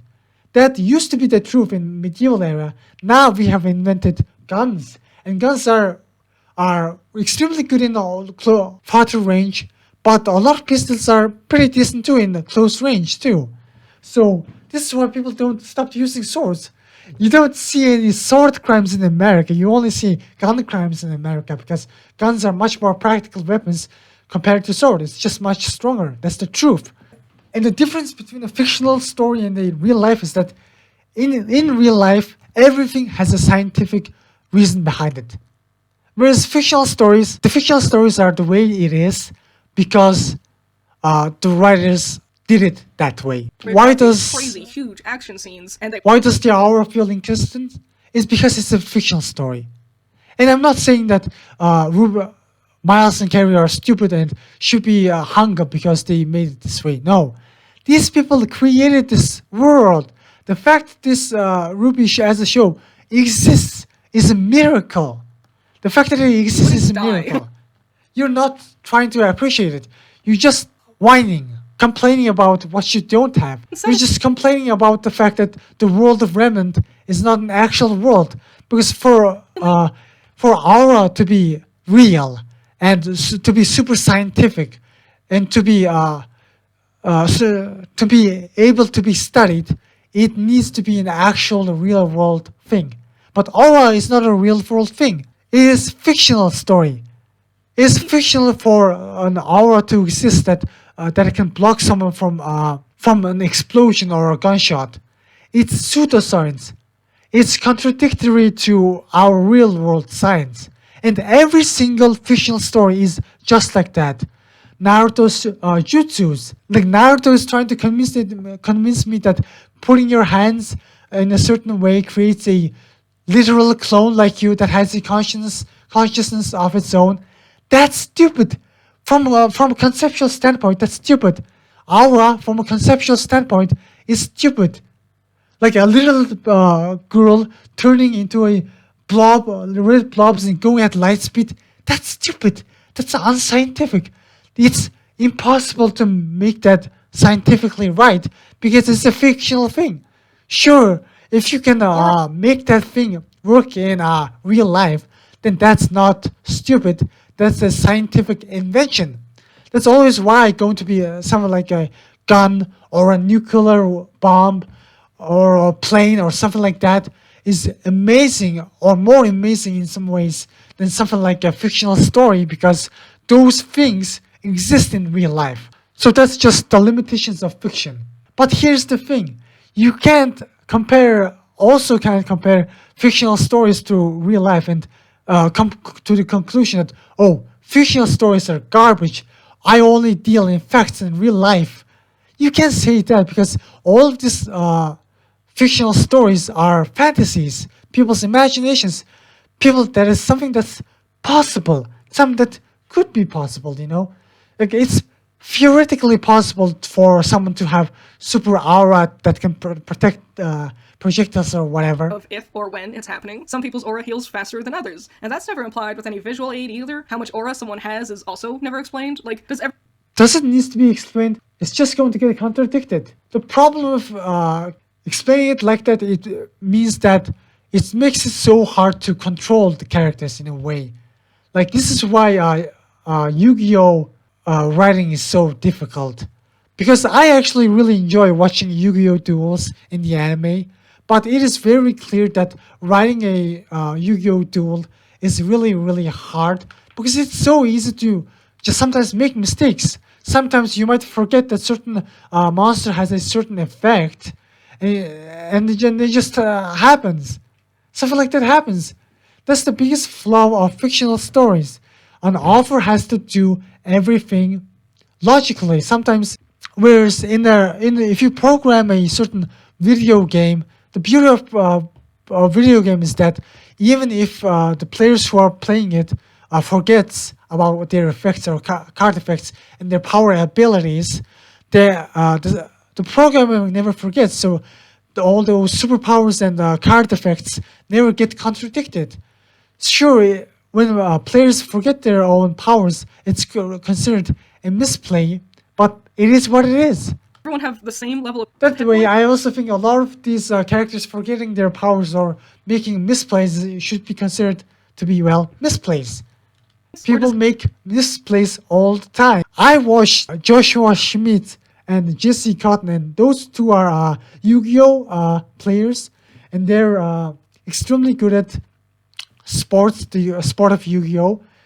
And those people make so many misplays and lose all the time when they play online. And Yang, RWBY, and Team RWBY are trained huntresses, but they still make mistakes during fights all the time. That's Yang just how have it 30. is. Now, a thin knife is too much for her. Well, that's because somewhere along the way, they say if you're tired, your aura can lower. Whether that means running a lot, like tired physically, or not sleeping enough, like tired mentally, is never clarified. And also, suddenly aura can keep your temperature regulated, so it's excused away why the girls aren't wearing Yes, it is an excuses. It definitely makes writing easier. warm-looking clothes in the middle of the tundra. And also, I think Yang kind of got beaten up by Cinder off screen again. Yeah, it's a lot of off-screen fights happen in RWBY. But how much aura does that take? I don't know. Also, sometimes they say your semblance requires aura, but that's also been contradicted a bunch of times. Like, look, there's Yang herself with her aura breaking, and then she still goes into It didn't break. her semblance right after It doesn't break. Contradicted a Like, bunch look of at it. times. Look, Like, are you there's Yang blind, dude? herself with her aura. It didn't break. It just vanished. It didn't create this particle effect. Yeah, I kind of wish it was more easier to see. Like maybe it would have been like cool if the characters like create a huge flash when their aura gets broken or something like that. Breaking, and then she still goes into her semblance right afterwards. There's breaking aura, and then there's this different thing that looks nearly exactly the same, but it's supposed to imply aura is just low, not broken. It's a slightly different But here's the thing: if you try to like hard get tied into this, it becomes super hard to write a story you want to tell. Especially for me, when I write a story, is that I'm not just trying to create a world. I'm trying to tell an interesting story, whether it be interesting for interesting drama, interesting messages. So if the world logic and rules are getting in the way, I'm going to contradict it in order for me to tell the story I want to tell the messages I want to tell.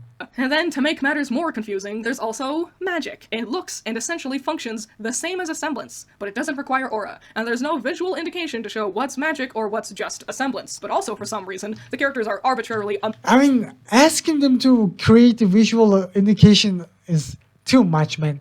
Like, what other show does that? I'm not asking to other shows to shit on them. I'm just saying that if other people find a really easy way to do that, then tell me, please tell me, something like that exists, because it is so hard. If RWBY is the only show I know that actually showcases how semblance and aura is breaking, We never saw how someone is running out of chakra or not. In Naruto, I watched Naruto from a kid age, and I still don't know how much chakra a character has during certain moments. However, Yu-Gi-Oh is probably the show that's arguably comes close to what you are trying to say, because in Yu-Gi-Oh characters have always visible how many cards they have in their hand. Every card, their effect text is known to the viewers, and unfortunately that gets contradicted a lot, because in universe maybe the characters get errata or something, or maybe the writers just forget, and you can't really blame them, because when you're on a schedule and you're rushing to write all of this, it's so easy to make mistakes. All of this just boils down to just people not admitting and loving people for their flaws. Amazed. It's not a perfect show, but I love them. I love what they have done in the past and how they have improved. And I also appreciate the fact that, well, even if these people did make mistakes, at the end of the day, they still had the balls to create and show and give this to us.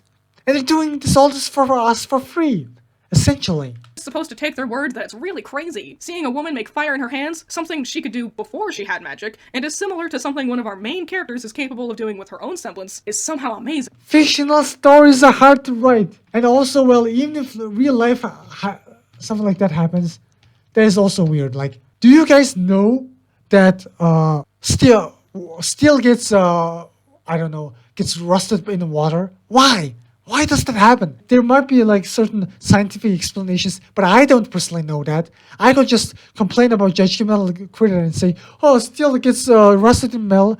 That's so stupid. Why did God make it like that? I can complain about that too, Judgemental Critter. I could also complain about how lifting something with your hand might be a boulder might be too hard, but if you put a stick under it and put rocks under the stick and you push and you jump on the one end of the stick, you can move the boulder. Then I could go say, oh, that's so stupid. I can say the same thing. But the difference between fiction and reality is that fiction is just a copy of reality. Fiction in and of itself is inferior to reality. But one of the powers of fiction and one of the things that makes fiction in a way superior to reality is that you can pick and choose. You can pick and choose what you want to show it to other people. You can pick and choose what is the most important part of life, and you can show it to other people. There's the power of fiction. He's doing her magic, whoa, oh my god. But the girl who can change herself and everything she touches into something else entirely, just another run-of-the-mill semblance, that's not interesting, because that's not magic. Similarly, Penny stopped a truck with her bare hands, and all the passerbys were so flabbergasted, amazed. How could a regular girl— However, it is kind of true that people are kind of gasping about superpowers. Is kind of weird. They definitely should talk about power scaling a little bit. I think as much as like the people kind of hate how DBZ characters like keep talking about their power levels, it is kind of important for characters to talk about how certain powers, how certain people's symbols are stronger than other people's symbols.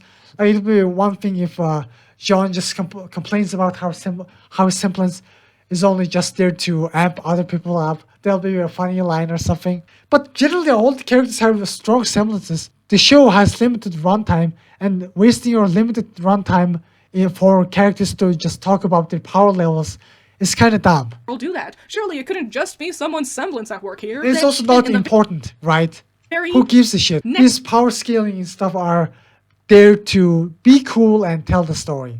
Next episode, Yang stops a mech punch with— like Jean getting over his body arc, Pyrrha and John dancing it out, Pyrrha and Jean's drama and whatever that is happening is more important for the writers, and Ruby's inner journey in finding herself and what it means to be a huntress and what it means to how to defeat Salem and how to deal with loss and stuff.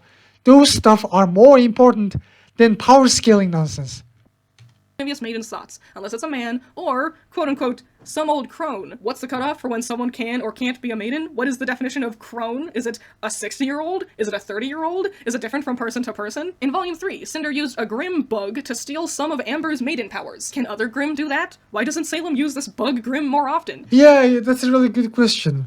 Can you steal semblances with that? Is like that how Mercury lost his semblance? Why? Yeah, it's a fictional story. How was it attached to the sleeve? Even if, like, there might be an explanation to it, but those explanations has to come from Miles, Carey, Eddie, Kerso, the writers, and they have to write it in. That's the problem of fiction. Fiction is creation, and creations are hard to uphold.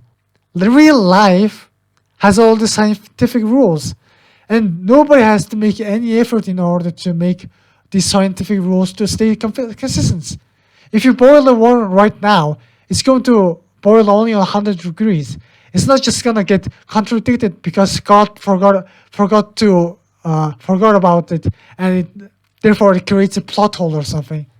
That's why fiction is inferior to real life. These writers can write and write and write, and they still can't match up to the beauty of the universe, I guess. As this happened, The consistency of the universe. And even then, there's so much about the universe we don't know. We don't know why it specifically decided to boil. Why does it even boil in the first place? Why does hot things boil? Why does it why does water when it's boiled turns into gas? Why does gas in cold turns into water turns into ice? Why does that happen? Coldness and lack of energy makes things into a solid object like ice, but too much energy makes things into liquid and gas. It is so weird. got this mark on her back? What is that? It's implied it's from the maiden magic. Do the other maidens have symbols on their backs? Was it a Grimm-related thing? I'm assuming the showrunners forgot about this entirely because this is never talked about. Yeah, again, why does this have to turn around and become a complaining thing? Even you should be Again, fascinated. There's so much things we have yet to learn. In Volume 9, we could have learn new stuff about semblances, auras, or something. Cinder never wears anything that shows off her back anymore. It feels like such a big, prominent... You're trying to, instead of appreciating these mysteries and enjoying these mysteries, you're trying to actively hate these mysteries and complaining about this and doing your best to try and destroy these mysteries. Life is just like that. A lot of crazy shit happens. It's entirely possible for a world like Remnant to exist in real life. And even in real life, people will not know the answers to it. It is most racist in Haven and Mistral. This is even something discussed in the After the Fall books. Velvet was afraid of Yatsuhashi at first because she assumed he would be prejudiced against her because he came from Mistral and she's a Faunus. But by all means, everything established in the actual show proper implies Atlas is the most racist place. Mistral only had one sign that said no Faunus allowed. I mean, not really. We barely saw anything. Prejudiced against First her of all, because we he saw came the from Mistral and she's a school, Faunus. But by all literally. And also, Lionheart is there specifically because Osmond put him there, and also Lionheart, therefore the school and the hunter system is getting better, a little bit better in terms of racism because of Lionheart. means everything established in the actual show proper implies Actually not, that's not a contradiction. Life is big. Shut up. Atlas is the most racist place. Atlas is not racist. We only listen from Marrow. means everything established in the actual show That's just Marrow's opinion, bro. Proper? It's just Marrow's opinion, bro. implies Atlas Marrow is just a whiny little bitch, baby. is the most racist place. Besides, it's kind of impossible to make a statistic, right? Even in real life, how do you know which one is racist? People complain about racism in America a lot, but the way I heard about it, Japanese people just hate foreigners, not just certain races or something like that. Japanese people just hate foreigners. They even made certain laws that said foreigners can't become residents in Japan or something like that. And in Japan during World War II was one of the most evil, most racist people that there were in World War II. Perhaps worse than Germany in some way. They're a little bit better now. And even then, you really can't say, oh, America is less racist than Japan, or Japan is less racist than this or that. It's really complicated. So, in real life, We don't even know which country is more racist than which other country. So how the hell do we know in a fictional world we know that which country is more racist than which another country? Nobody knows that. Nobody can make a statistic of that. Nobody can make a statistic of that. Mistral only had one sign that said no faunus allowed. Every racist individual we've met in the show has come from... You're not complaining about RWBY, you're complaining about life. And while we're on the faunus, menagerie makes no sense. Apparently the island was uninhabited, and all the faunus were just told to live on it, which is also just weird. Like, imagine if it was like, we want to end slavery, and then America was like, cool, we're gonna give you all of California. Everyone who isn't a faunus... You do realize that something like that did happen, right? America, after World War II, did give the Jews an island. Unfortunately, it was next to Palestine, so blah. And then America was like, wait, yeah, I might fuck some things up. I'm not the most historically, world geographically knowledgeable guy, but that did happen. cool. Like seriously, what do you mean like stuff like this didn't happen? We're gonna give you all of California. Everyone who isn't a faunus living in that state has to move out, and if you are a faunus, you have to live in that state. Because That's literally what happened to the Jews. Dude, come on, read history. we think that's the place for you to go. But you're free now. That's not equality. But they talk about it like it is, and Blake talks about how the faunus wants to live on better land because this island is crappy. What's your opinion on equality? Because giving land to an oppressed race is a very big step forward. Because one of the big oppression that people face is that they don't have land, they don't have property, they don't have a space to walk on. Everywhere they go, it's a property of someone else, and they're the property of other people. Like land is a very important resource. Like there's a Mongolian saying that goes, if God asks you for your land, never give it to it, even to God. And that's true. Land is a very important resource because you can plant food on it, you can build your buildings on it, you live on the land, and it's almost like a non-brainer thing because it makes so much sense. For you to go. But you're free now. That doesn't... Like that stuff literally happened in America and to the Jews, and like you do realize that something like that did happen in America, right? There's even even the Americans to this day have a black urban cities. Yeah, in an ideal society, I think black and white and Asian or every single different people will be intermingled into one another, and people will just not look at race and will live happily ever after. But they talk about it like it is, and Blake talks about how the faunus wants to live on better land because this island is crappy, which is extra salt and... This is just your opinion versus the opinion of the authors. Stuff like this happens in real life all the time. But Menagerie isn't a kingdom, at least... Even my country gets divided into cities, and there's also a bit of a racism that goes on if there. It's kind of funny that a small country with a few 3 million people still have racism inside them. Just like it is, the faunus are allowed to leave the island whenever they want. There's a It's ferry really with boats sad. and things. But rather than explore any of these situations by addressing all of the shades of good, bad, and everything else in between, instead the cast all acts like the situations they're in are meant to be one-sided. The show presents us a story of... That's not true. The only reason it kind of shows like that is because, well, the characters are always forced to think at a time. And this is really important too, because Critter herself is a thinker. She's not a fighter. In real life, during these types of stressful situations, you're always going to make a lot of hard decisions during time. With a lot of with nobody to talk to. that require... Like Ironwood, when he made this decision, he was forced by time. He doesn't have an entire month thinking, ooh, should I move Mantle? Ooh, should I move Atlas to the sky? He doesn't have time.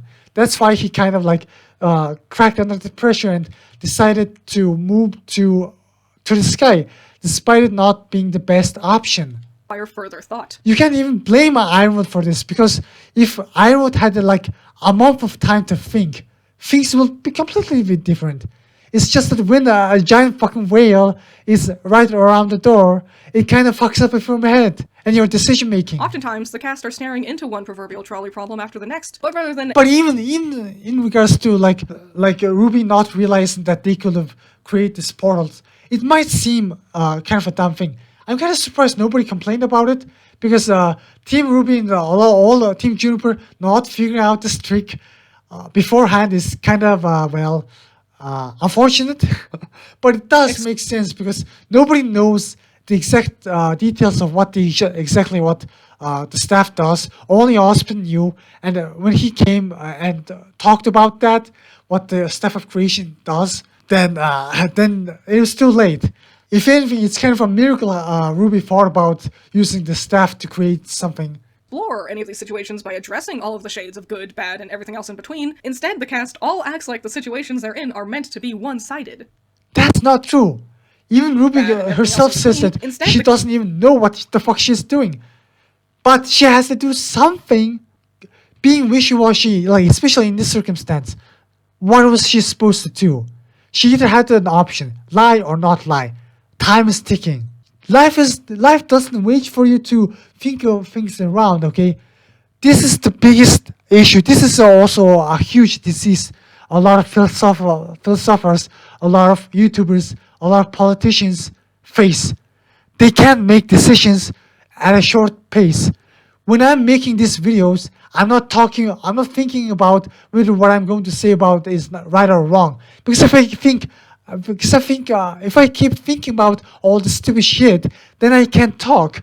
And if I can't talk, then the world is worse off than compared to where I was silent. Sure, I could like stay silent and just not make these videos at all. Then the world is just going to be worse than how already is. Because I can clearly see and understand where these people are failing at, but these people are not understanding me at all. It's like I'm kind of like on a little bit of on a mountain, and I can see down towards other people and why there are other people are fucking up. But these people are looking up at me, and they just don't understand me at all. They don't understand my love. They don't understand how I can love such a flawed and awful show, and how I can love other people for being flawed. Yes, the characters have to do something, but that's just the way reality is.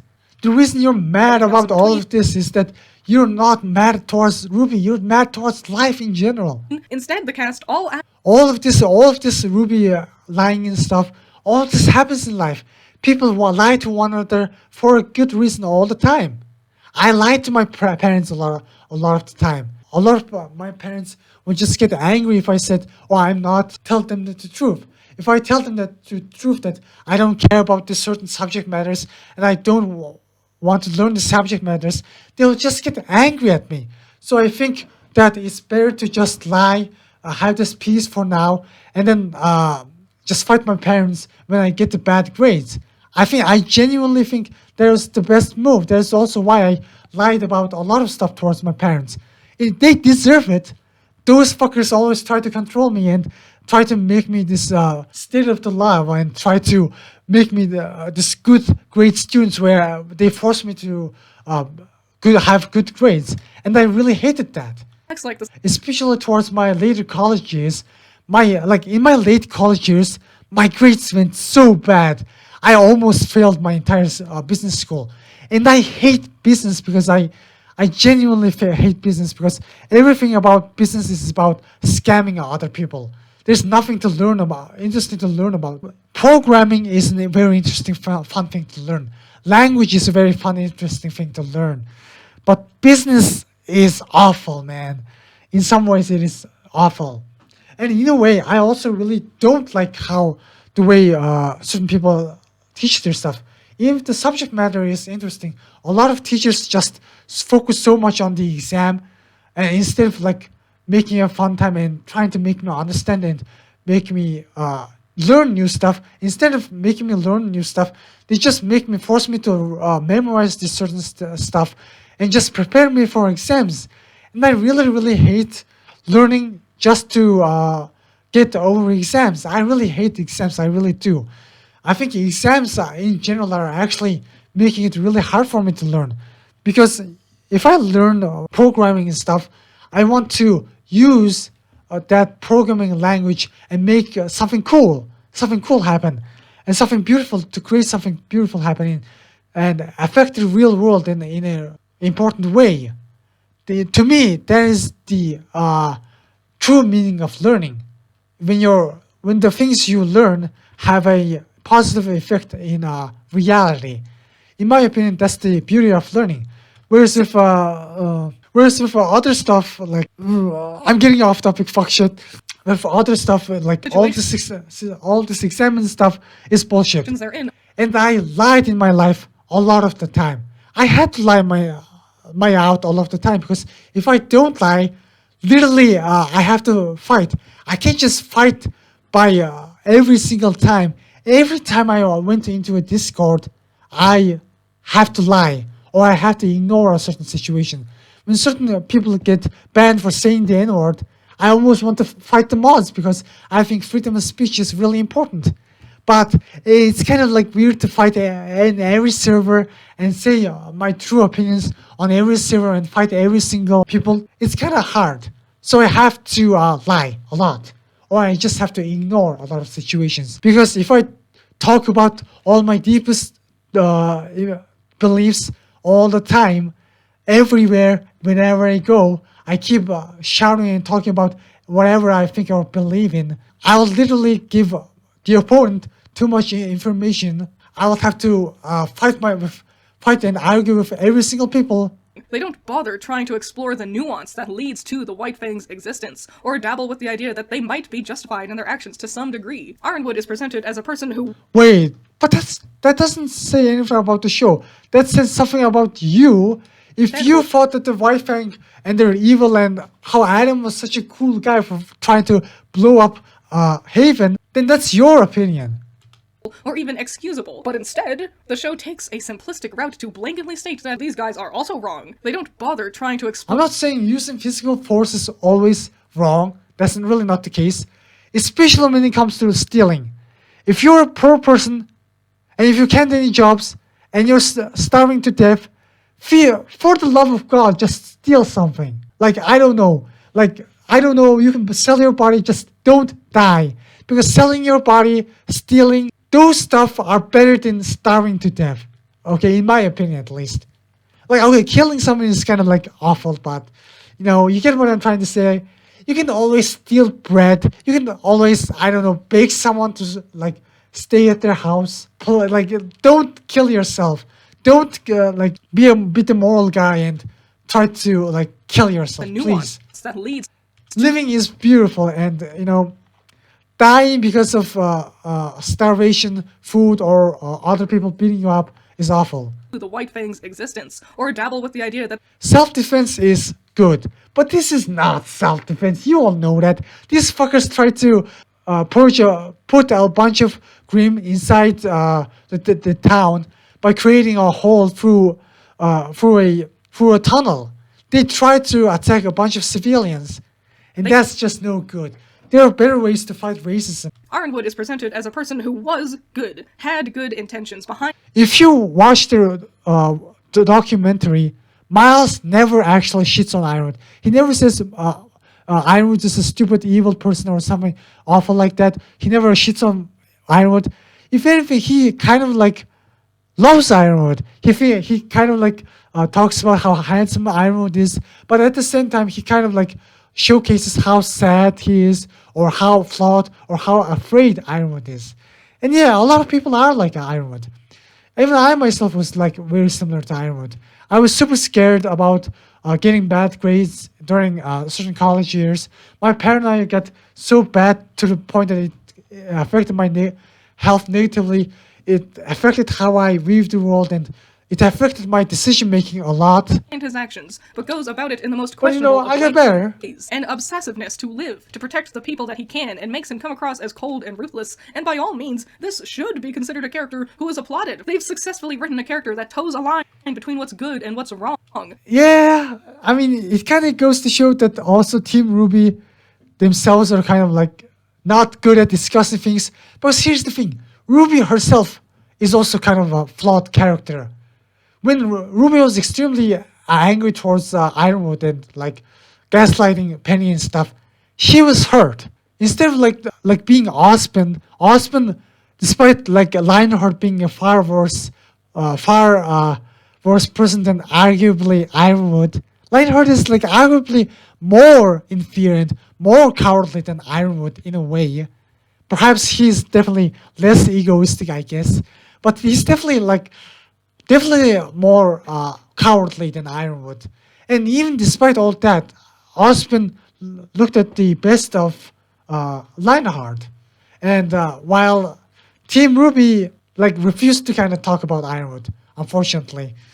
And yeah, it kind of goes to show their own flaws and their own lack of attempt at trying to understand Ironwood. Because here's the thing, RWBY is arguably the most level-headed character in RWBY. And even she herself is flawed. She blames herself for everything. She gets super stressed out on things that she cannot fix. Once again, she was hurt. When Ironwood felt her trust, she was really angry towards Ironwood. And you kind of see that, hey, maybe, you all saw it. Oscar went to speak to Ironwood. RWBY didn't went to speak to Ironwood at all. When Ironwood called her, she was kind of angry, and she demanded to Ironwood to do certain things. Demanded Ironwood to evacuate Mantle. Just did that. And as much as I love RWBY, I'm not exactly Ruby Rose. In some ways, I'm worse than her. In some ways, maybe I'm better than her. But perhaps talking about better or worse is maybe a bad thing. Dividing things into good and bad is bad. When presented with an impossible scenario about risk versus reward, no nuance goes into anyone's decisions, though.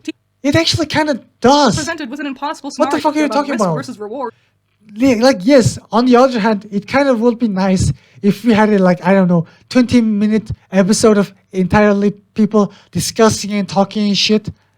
That will be nice, but you all know, A, runtime, B, you all complain about the exposition, you all complain about it, you can't complain about the characters making fast decisions because you also complained about exposition. So shut the fuck up. Goes into anyone's decisions, though. Team RWBY pick an option and I never complained about anything. If RWBY makes a 20-minute episode where Team RWBY just sits in a room and talks to one another, I will enjoy it because I love listening to Team RWBY talk about various subjects. Especially if it's an interesting subject matter. I also love them not talking and fighting and doing things instead of talking and talking. I also love seeing that. I don't find excuses to complain about things, okay? it's presented as if their option was always meant to be seen as the morally correct one. They are the just group doing the right thing, and Ironwood is the bad one. I mean, they think that's so. It's meant to be seen as. But I personally think that's that Team RWBY was doing the thing. I mean, to be fair, you're also kind of going Humpty Dumpty over here. You're only bummed out because you agreed with Ironwood. Correct. So it's just your opinion against Team RWBY's and mine. One. They are the just group doing the right thing, and Ironwood is the bad one who's bad. And Not necessarily. I don't think Ironwood is necessarily a bad thing. But come on, the dude's just trying to force his own ideology on everything. And also, he's kind of making it really hard to talk to him when he declares martial law and forces Team A-subs to arrest RWBY. Clearly the evil option, but it's a problem that had no right or wrong solution. Instead, what happens in these moments of interesting nuance is the characters play the scenarios as black and white, and the audience is just meant. You can blame Ironwood. The only reason you're thinking like that is that you didn't look at things as clearly as you could have, because Ironwood definitely could have tried to talk to Team RWBY and convince them why making Atlas go into the sky is better. And Team RWBY actually just said, I think we're just holding our ground is better. But I would decide to say that loyalty is always matters and decides to declare martial law. RWBY tries to do the fast thing and says what Ironwood is trying to do. And again, what she did wasn't evil. She just relayed information to his teammates. Just because Ironwood is the general doesn't mean he gets to know about everything. Well, everything remains in the dark for everyone else. That's not how it goes. That's not how it should go. The show itself presented these complex, interesting scenarios to you in a way that highlights the amount of gray. The only reason Judgemental Critter thinks or complains about that is that she thinks he's better. If she was in the world of RWBY and in their shoes, she probably would not have performed better than these people at all. Most likely, she would probably just do what she did best, which is complain. decisions, the characters act like it's all black and white. Robin is supposed to be a good guy, even though she's doing questionable things. You're just supposed to say, yes, she is good. No, like that's the thing. You're complaining about that because you think that. To me, Robin doing a good thing is obvious. I legitimately think that Robin doing the good thing is a no-brainer thing. Is supposed to be a good guy. Like it's kind of Ironwood's own fault for like putting everyone under like in the dark and not trusting them, because like not trusting them about the Selmy, even not trusting them about Amity is kind of like problematic in a lot of ways. Because if someone is trying to get in your way so hard and someone has a good heart, then you have no choice but to like tell them questionable things. You're just supposed to say, yes, she is good. The show actively asks you to ignore nuance in every situation. What do you mean ignore nuance? Like Ironwood decides to do one thing, Yang and Blake decides to do one thing. You're completely disregarding nuance with wishy-washiness. None of the Team RWBY characters are wishy-washy. If Judgemental Critter was in Team RWBY or something like that, she would probably think too hard, think about helping Ironwood or think about helping Team RWBY, and she would just be wishy-washy, and at the end of the day, she would accomplish nothing and probably get killed by Salem or something. During a fight, during intense situations where time matters, you can't be wishy-washy. You have to act now. If you stay put, Robin's going to get jailed. So you have no choice but to betray Ironwood and help Robin and tell her everything she knows. If you don't do that, then Robin is going to get into prison. If you don't lie to Ironwood, then Ironwood will get suspicious of you hiding something, and might force the truth out of you. If you don't like that, lie and immediately quickly lie, then other people will catch up onto the fact that you have a hidden information and you are doubting them. So immediately you have to start acting. The hardest thing that makes life difficult is decision-making time. This is why you should definitely play fighting games. Fighting games are amazing because your opponent is going to do something, and doing something usually is better than doing nothing. Rather than explore that interesting potential, having the heroes discuss these complex issues and coming it would be nice if you discuss, but hey, you only love fights, you don't hate discussions, you don't love discussions, you complain about it, so shut the fuck up. Conclusions, trying to figure out what's right, questioning their own actions in the past, maybe even making a mistake every now and then. Instead, they made a mistake. A lot. Like the Shade Academy situation is just that. If teleporting everyone into the desert was a mistake, it was a brain fart. They should have said Shade Academy. They didn't. They said Vacuo because unlike us, they can't just look at the internet. They also just referred to Vacuo as Vacuo. They completely fucked up and said Vacuo instead of Shade. So they messed up.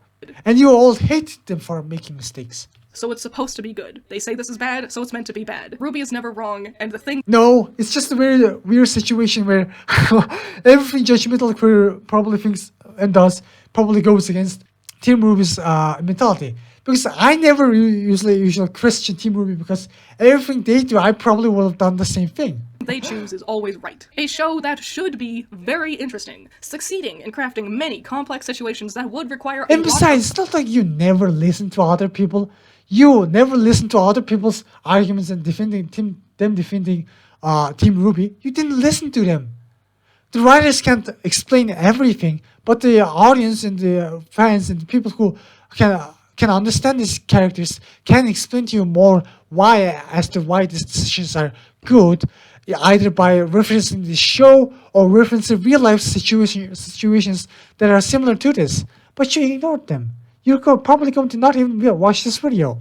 Thought, discussion, fueled by the different characters' individuality and unique personalities, different perspectives on the world from different upbringings. It all actively gets ignored by its own cast, and that lack of nuance directly dominoes into the— Has to go fast-paced. Do you know that in the Volume 8 directory, Miles said that that the writing team in general, originally planned Volume 7 to include the entire Atlas arc? What this means is that in Volume 7, in 12 episodes, Team RWBY will come to Atlas and they will fight Salem and whatnot, and then the entire Atlas Academy will fall in just 12 episodes. That's kind of crazy. Like, this Atlas arc could have like become a three-parter. It easily could have become a three-parter if like everything was shown. If every single fight was shown, if the time skip whole fight was shown, then stuff like that could have happened. Maybe Volume 7 will be about just entirely our characters living in Atlas and political stuff happening and whatnot. Volume 7 will be about Ironwood betraying Ironwood, and Aesop's and RWBY fighting one another in between the seasons, and there's probably going to be stuff like in between. Then in Volume 9 or something, they will fight Salem's forces and stuff like that. And the entire war will be shown. Because I've discussed the issues with the show before, plenty of times across. This is not an issue. You're just a whiny little baby bitch who doesn't know any better. Plenty Who can only make videos complaining about it. How about you try and make the show you want, huh? You'll realize how hard it is. So much People will just shit on your show and make videos like this complaining about how shit your that if show you've is. watched my content, I doubt I've said anything new to you. I even debated whether or not even to have this first half of the video at all, but I figured it's best not to assume that anyone watching this video would have seen any of my prior content, to try to keep all the important information in this one wholly collected spot to summarize all of the issues with RWBY. And everything I've addressed up to this point has just been my subjective critiques of the show. You could easily disagree with any. The issue isn't about disagreeing. You yourself is just saying extremely confusing things. People could demand things, right? But if you want to demand some things from other people, know that it has a cost. It always comes with a cost. And it always comes with a downback. For example, I could go and say towards Miles and Karen and say, okay, I love your show, but there needs to be more fights in it. So I might say that. Then, one of the biggest issues with that is that there's going to be more fights, but as a result, the show is going to get dragged. The hiatus get dragged because fights are really hard to animate. And also, the writing will get slowed down because writings will just get excuses for fights in then. If you focus on too much on creating cool fights, that will happen. The writing will just get simplistic. Have you watched Bruce Lee movies? Bruce Lee movies, Jackie Chan movies have very simple stories. The stories and the premises are just there to excuse certain fights to happen. It's very simple stuff. RWBY is not like that. There are certain parts where the writing and the story takes heat, it takes over. The messages are more important. There are certain parts where the fights are more important. There are certain instances where the politics and drama is more. It always comes with a downside. You can't do amazing writing. You can't do amazing writing and fighting and drama at the same time. You have to choose. If you create an amazing 2-minute fight scene, then that 2 minutes fight scene is going to eat up the time and effort that could have been used to create a 2-minute discussion scene where the characters could have discussed something important. And if you put the 20-minute episode where characters discuss a bunch of whole stuff, then that discussion episode could eat up the time and the effort that could have been spent into the fights or the drama or furthering the plot for the characters' actions or comedy or something like that. The art is the way it is because the author wanted it to be that way. Who am I to say that your vision is wrong? It's your vision. If I say this is wrong and change it, then it's my vision, not yours.